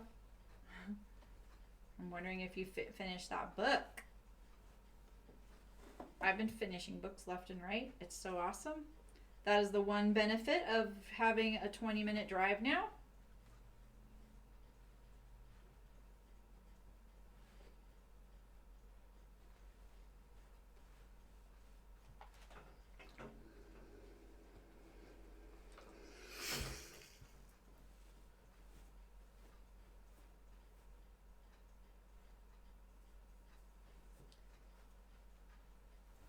This is a little awkward to iron on this mat. A regular ironing board would probably be a little easier, but you know, I really do love this thing. I love how flat it is and how solid it is.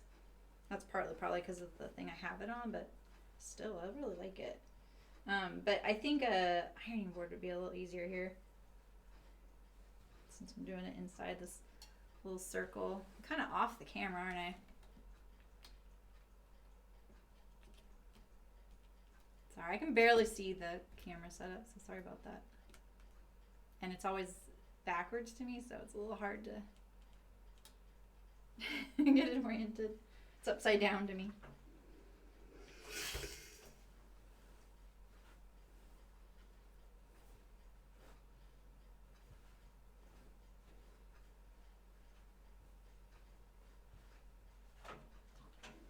All right.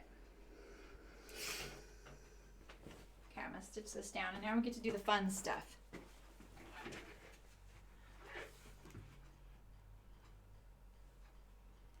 Yeah, the less fabric, the better, right, Rebecca? That's how I feel too. That is actually one of the things I thought about with that facing. I thought it might be a little warm, you know.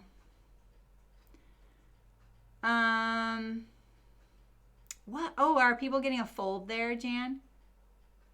The fold on the front.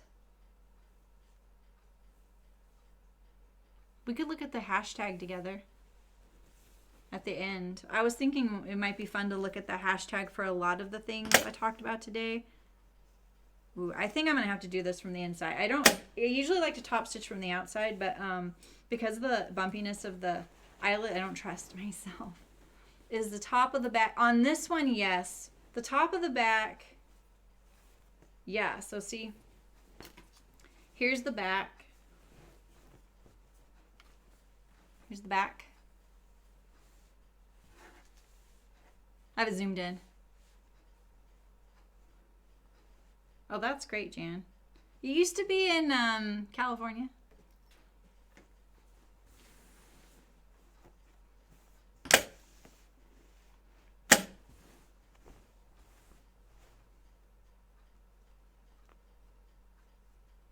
Get rid of, oh, there we go. I was gonna say, let's get rid of that thread. Oh, my label.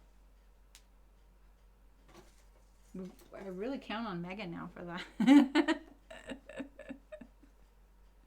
Even though sometimes I'm like, yes, I know, I won't forget. And then I forget. She knows. I think I might put it off to the side like this.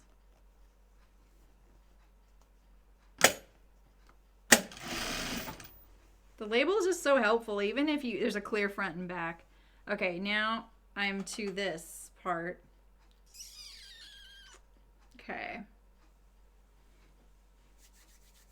I wish I wouldn't have started right here.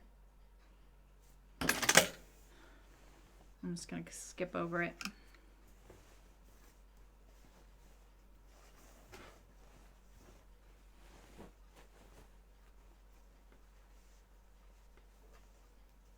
Oh, the strap on the bib looks like it's folding on some of the like this, Jan. Yeah, so I think, no, it doesn't have to be it can be a wrap. So the back can be a wrap like that. And then this one has a little tie, and so this one must be a wrap as well because the tie comes to the front. But it's a very generous wrap, so it's not a, like you wouldn't be too worried about exposure, especially if you put the tie. I just didn't want that look because, oh, I'm going to leave all that.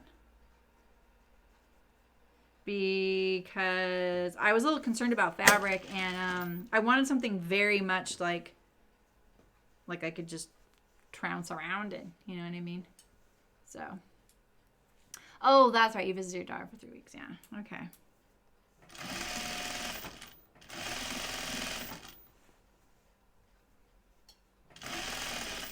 Oh, see, my facing is a little narrow right there. Oh man,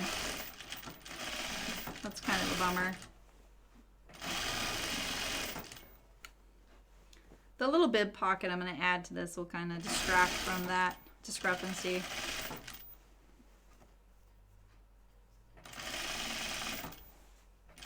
I like stitching things down. It prevents more ironing later. The other thing I think that Ellen does, the designer here, that I really like, that she encourages you to wash your garment before you start wearing it. And it's true, kind of breaks it in, you know.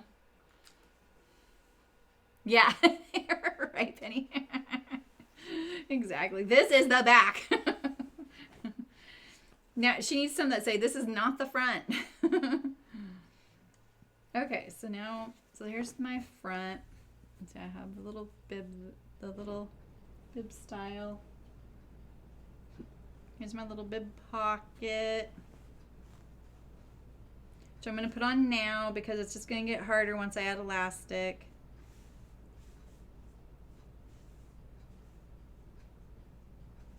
That. Okay. I searched around the edge of this to make it easier to turn under because I knew eyelet can be a little tricky because it's so bumpy. It kind of has a mind of its own sometimes.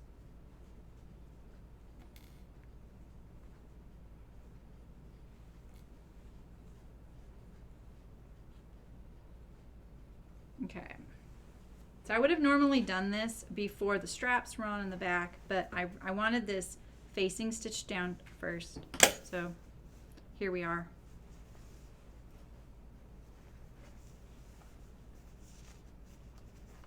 And I like it when my feed dogs scratch my eyelet. I'm gonna start upside down. I was gonna put a kangaroo pocket on here. I thought that would be really cute. And honestly, I didn't for any good reason except that I just thought this would be cute. I like this. Yeah, so I think you could do a kangaroo style pocket. I think once I saw it on the dress form, I was like, oh, I don't think I need to enhance the belly area. You know what I'm saying? So that's kind of partly what it was, I think, if I remember right. So when you serge the edge, it does make it easier to turn it under. I don't know if you guys can see that, but it's a lot easier. You just got to make sure you turn it under enough so that the edge of your serging doesn't pop out, because it kind of does want to turn right on that, and then the edge of the serging kind of shows. So just let it know who's boss there, like you do, to get out of that part. Did you guys see that I made another Sunday V-neck for Cricket? It was a joke one, but it still turned out pretty good. I think that sleeve needs a little bit of work. I think the next time, I think I'm starting to catch the back. The next time I sew one, I'm definitely gonna work on the fit of that sleeve, because it's a little, I can't quite actually put my finger on it. I think it's great. It's very sporty. Part of it's the unisex nature of it, which is always a challenge to fit everybody perfectly. And it's just a style thing, you know? I don't think it's wrong. It's just that I think it could look better. And I can't tell what it is because it's loose, but it does seem like it needs room here. That's the classic thing with raglans. They can get tight across the shoulder, look tight even though they're loose, and it's really baggy underneath, so there's something funny with it. And on her, she did try it on for me. She looks like if a football player could be 100 pounds, it made her look like a football player. You know? I imagine a football player can be 100 pounds, but you just don't see it very often. So she looked pretty petite in it. All right. My little bib pocket. I'm just kind of hoping that my phone will fit in, you know?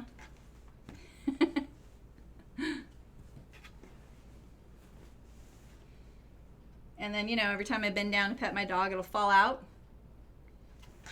Right? Maybe I could put a little, like, strap. Okay, now let's deal. This is going to be awkward. Let's deal with the back. This is what I'm here for. Right? It's going to be hecka awkward.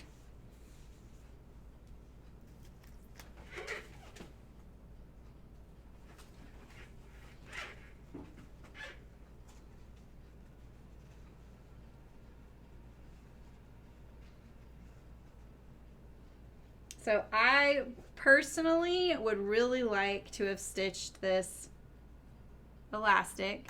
See, I told you, I'm going to be thinking about these things in kind of the reverse order because I didn't sew a couple first. But tacking this down on the facing would be better because you're going to see whatever I do on the back of the dress right now. The flip side to that is if you're just like, look, I'm just trying to get this done, and I don't really want to, this is already a little hard for me, like if this is kind of your first time doing something like this. The good news is when it's all gathered up, it's really going to cover up anything you do kind of funky. So there's that. So, you know, maybe a kicker. Yeah, right? Quarterback. I don't know anything about football. It just makes her look like she has huge shoulders. That's my point. So I'm just kind of sliding this up here under my seam allowance to get it kind of into the facing all the way. So I can always pull the stitching out if it does look bad on the other side, because we're going to secure it better in a little bit. So I'm just going to lay this up here awkwardly. And I'm going to stitch. Maybe I'll just stitch it down.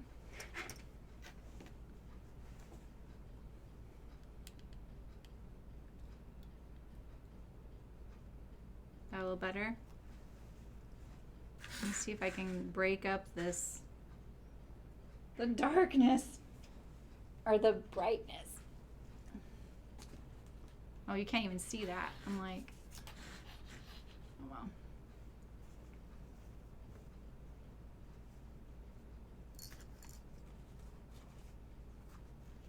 I'm gonna do one right under the facing.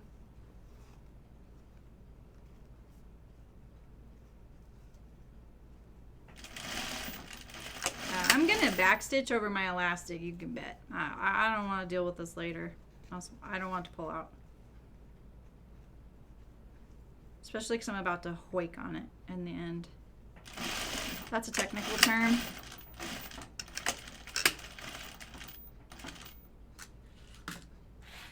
Alright, so I've got my 3 legs of elastic in there. See that? This is going to be quite, it's like I'm strapping myself in. I'm going to go straight across.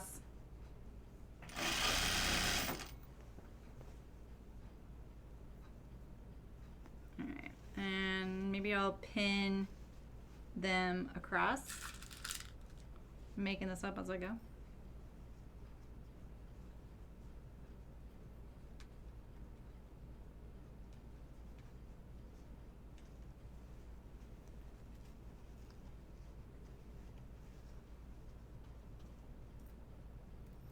This is my last little bit though, plus the hem.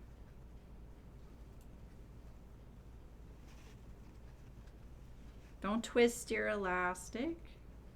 All right.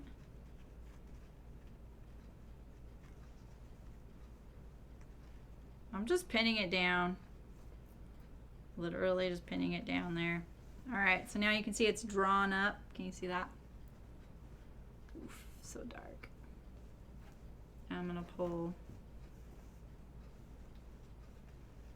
I already sewed a little bit of that, so I know how I can stay straight.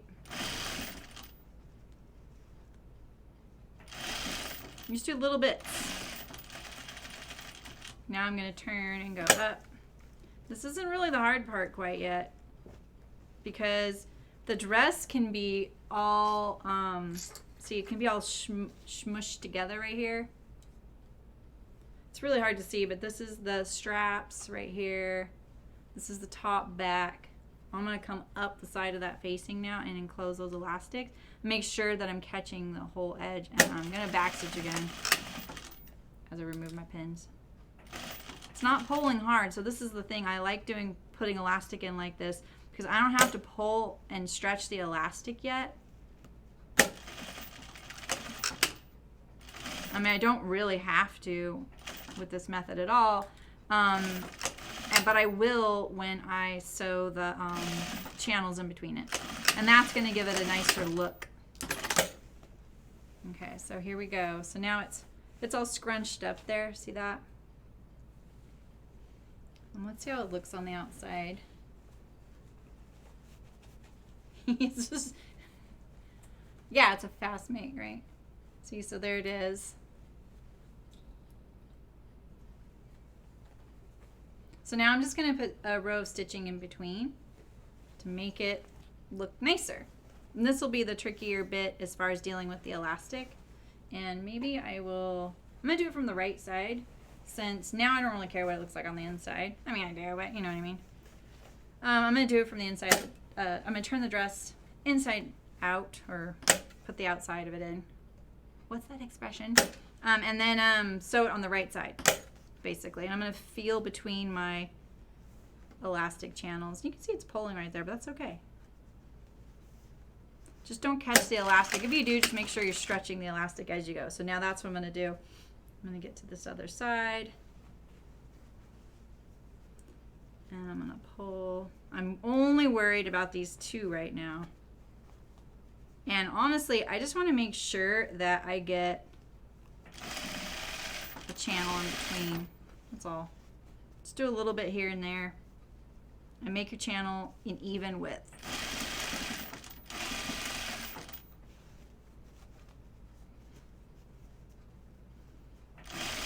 There's a chance your elastic can twist.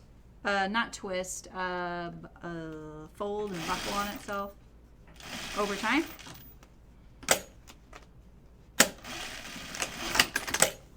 See, it's already looking a little better, right? This is our fake smocking bag. I got this kind of idea because when I saw that it could really benefit from something like this, it reminded me of one of my favorite lounge dresses that I wear, and it's a dress, old dress from Old Navy that I probably bought while I was shopping for clothes for Cricket when I was desperate because we had nothing in Humboldt for kids' clothes before there was a Target. And no, I did not make my kid all her clothes. So now I'm just feeling between the channels. See, I don't even need to stretch it right now. As long as I just kind of keep it all flat, it's okay. But, yeah, I love that little Old Navy dress. And it's just a little strappy dress. And the bodice is really short. And then the back is all, like, elastic smocking, you know? Something I don't really want to learn how to do. I watched Heather Ross do it, like, when we were friends and we hung out. She got really into sewing things with smocking. And this was like, I think early on when she had Monkey. And she was kind of like, ooh, what if I could get things professionally smocked? And I was like, I know a source for that. And so, and she was playing around with doing it on her home machine. And it turned out amazing. Like when she did that, I was like, wow, that's pretty magical. So, yeah, anyway, there we go. That turned out pretty good. I think the only thing I would do is probably stitch the top edge here. I thought I got that like up into that. That doesn't look like I did, does it? That's okay. I'm into that.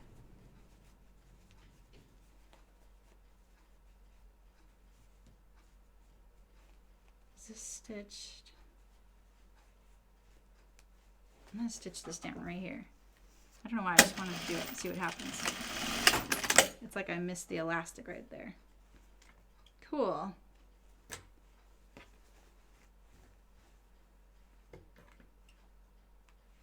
Yeah. But you know what, Jan? Yeah, I mean, I probably didn't get them perfect. But I had the eyelet as a guide, so that helped me. And it's going to be scrunched up, right? But you could just do a chalk line. You could just do a chalk line and then sew that. And you could do it before you did it, you know? But yeah. All right, so let me hem it. And then we can put it on my dress form. I hope I can get it on my dress form. It's a little hard to get things on there sometimes. All right.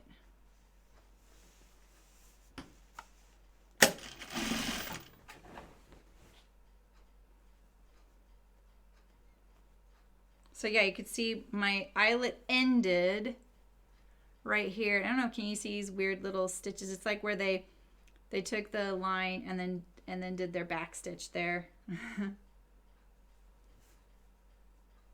One thing I did do with this is made sure my side seams had right angles because I kind of did a length between her tunic and dress length. I didn't want something too long.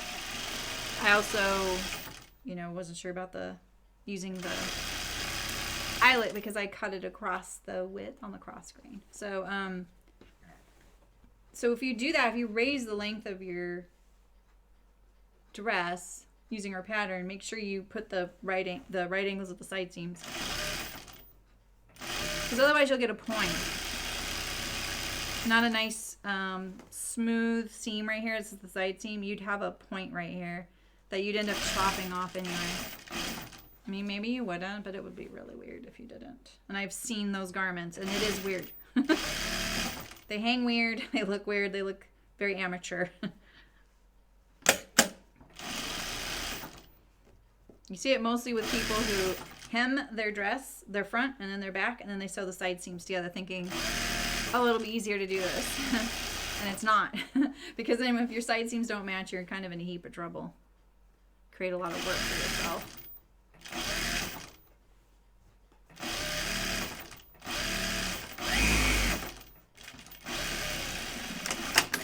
Plus, it just hems so easily, when it's a right angle. Okay.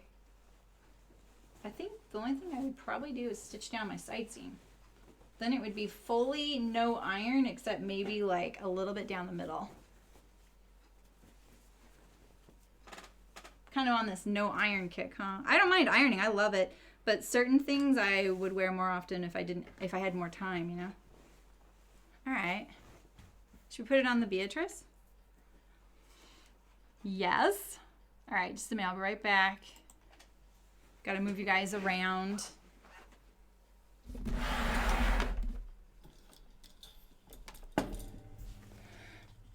All right. Oh, I need to rotate this.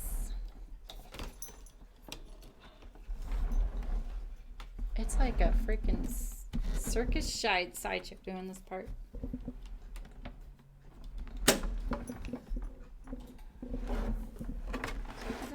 I did do it the wrong way. No wonder that was hard.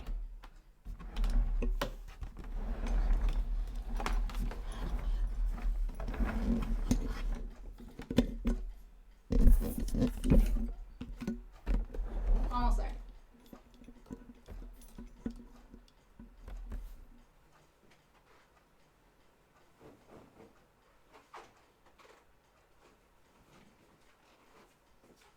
I need this. Not like picking your keyboard up off the floor. Mouse.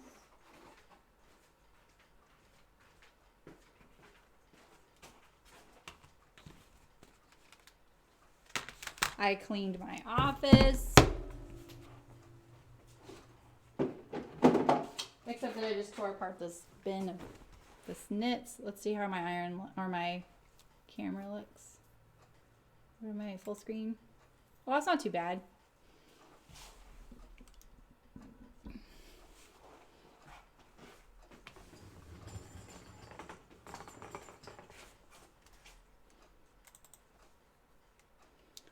Let me bring down the brightness. Meow.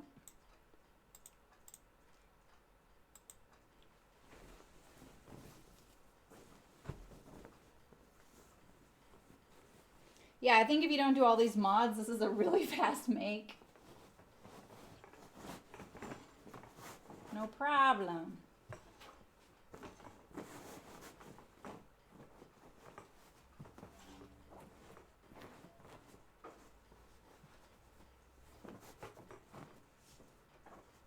I think I'll top stitch. I meant to top stitch the facing, but I think that's all I'll do.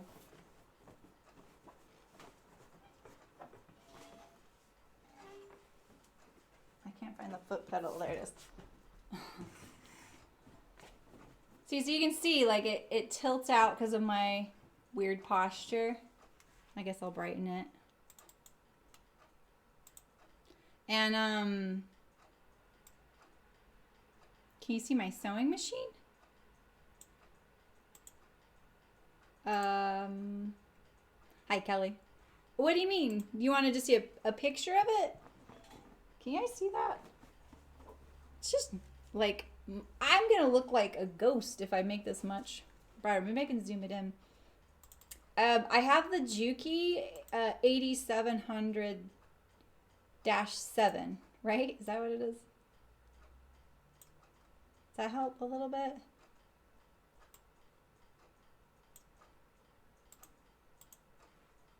I can try, but I'm not sure I have a camera that can show you the sewing machine beyond like the overhead thing. At the end, if you stay to the end, Kelly, which I'm almost done, the end screen has a picture of my sewing machine. I think it's unobstructed, so you can see it there. And if you look on Instagram, maybe further back, I have to look. But yeah, I use a Juki 8700-7. So I'm using a straight stitch machine. It's industrial. But I have the electronics, and I think that's what that -7 means, is the electronics part. And if you're thinking about getting one, I highly recommend spending the money on the electronics.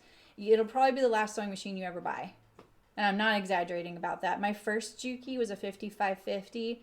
And it's not my first Juki, I'm sorry. It is my first Juki. It's my last sewing machine was a 5550 Juki, and it was probably 40 years old. And it's still sitting there and I can still use it. It's just the electronics finally died on it after that long. So, oh, this is a dress. Whoop. Yeah, so don't you think? Is it bright? Sorry it's so dark, but I know. See, this is like my belly and posture and everything. So here's my little cutout pocket. And then you put a little shirt underneath it. So yeah, let's look at the hashtag. Let's see if I can pull up the hashtag for this, because you can see a few others. I should always just have it up, you know, so you guys can see. Don't want to turn on notifications.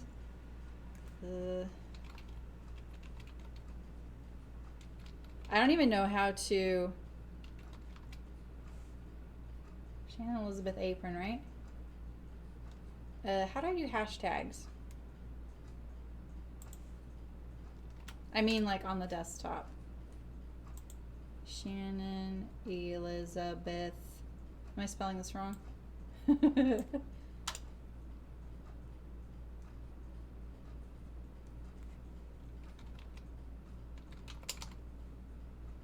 Ah, crap. I gotta go to my own Instagram.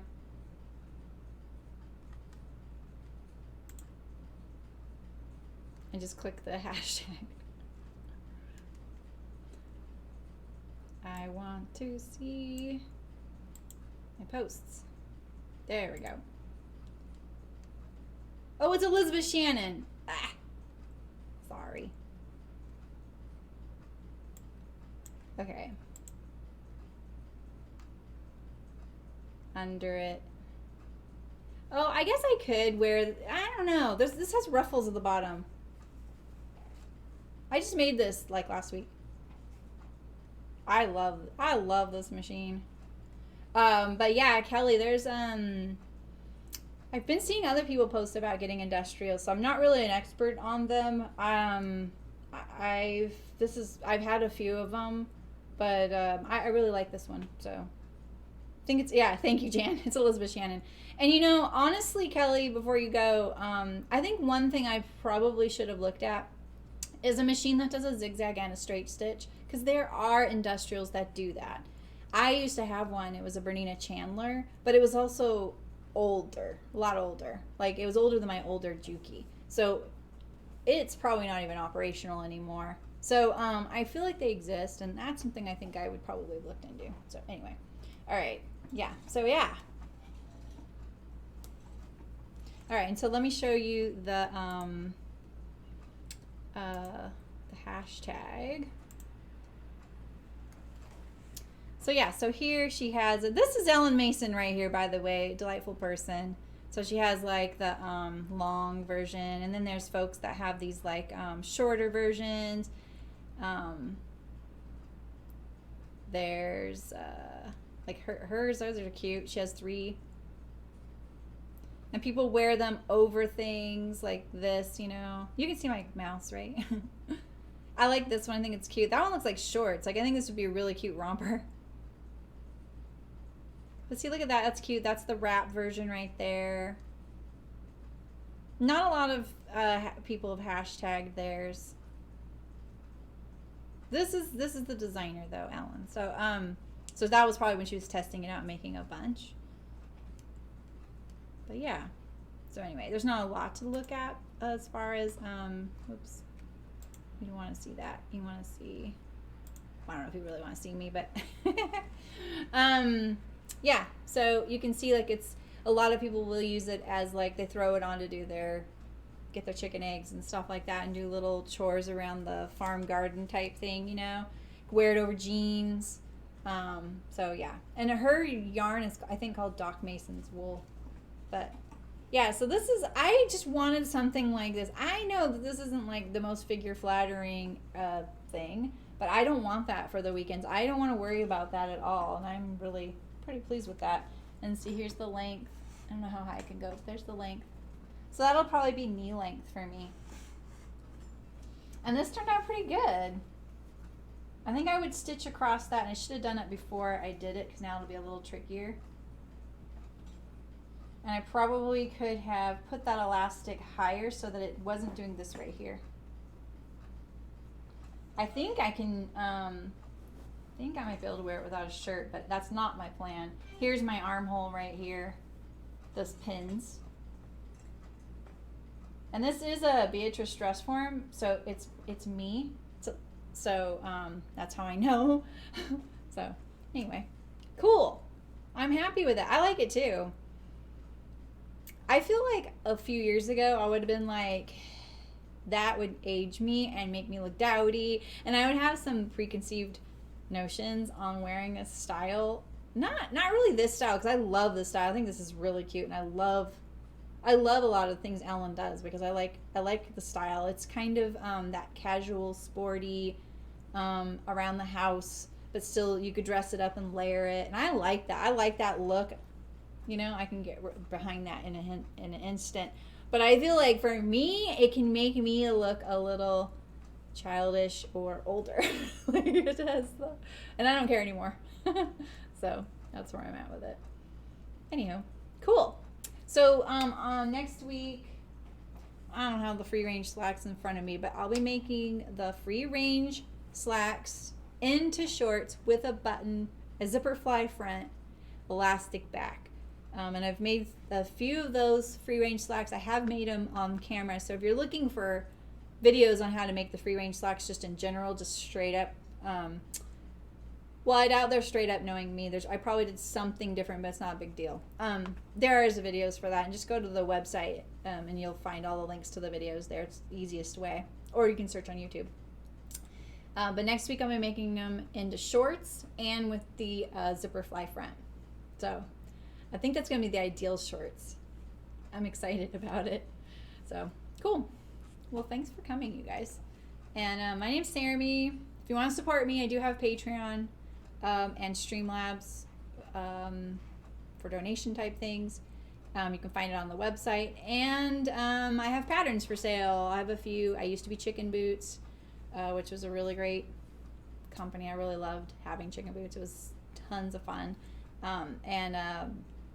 I'm now turning in all those designs into home sew patterns. So, and the Wallaby is off to the graphic artist for all those Wallaby fans out there. So I'm pretty happy with that one. I think that one's going to be a lot of people's favorite to sew. I can already tell. It's the easiest to find materials for, and there's no vinyl, no stiffener. Yeah, there's still binding. Who do you think I am? So I'm not savage. All right, you guys. I will see you next Wednesday. I'm going to draft the short modifications and cut my shorts. So, yeah, cool, Rebecca. That's awesome. It's so silly that I had to mail that to you. I should have just dropped it off at your house. I just wasn't thinking. I was so overwhelmed with orders, and I didn't even notice until I was signing all the packing slips, and then I was like, oh my God, that's Rebecca. So, thanks for buying it. That was awesome. All right, guys, I will see you Wednesday. Same time, same place. And have a great, great weekend. And I'll see you soon. Wait. Now I'll do the image. Bye.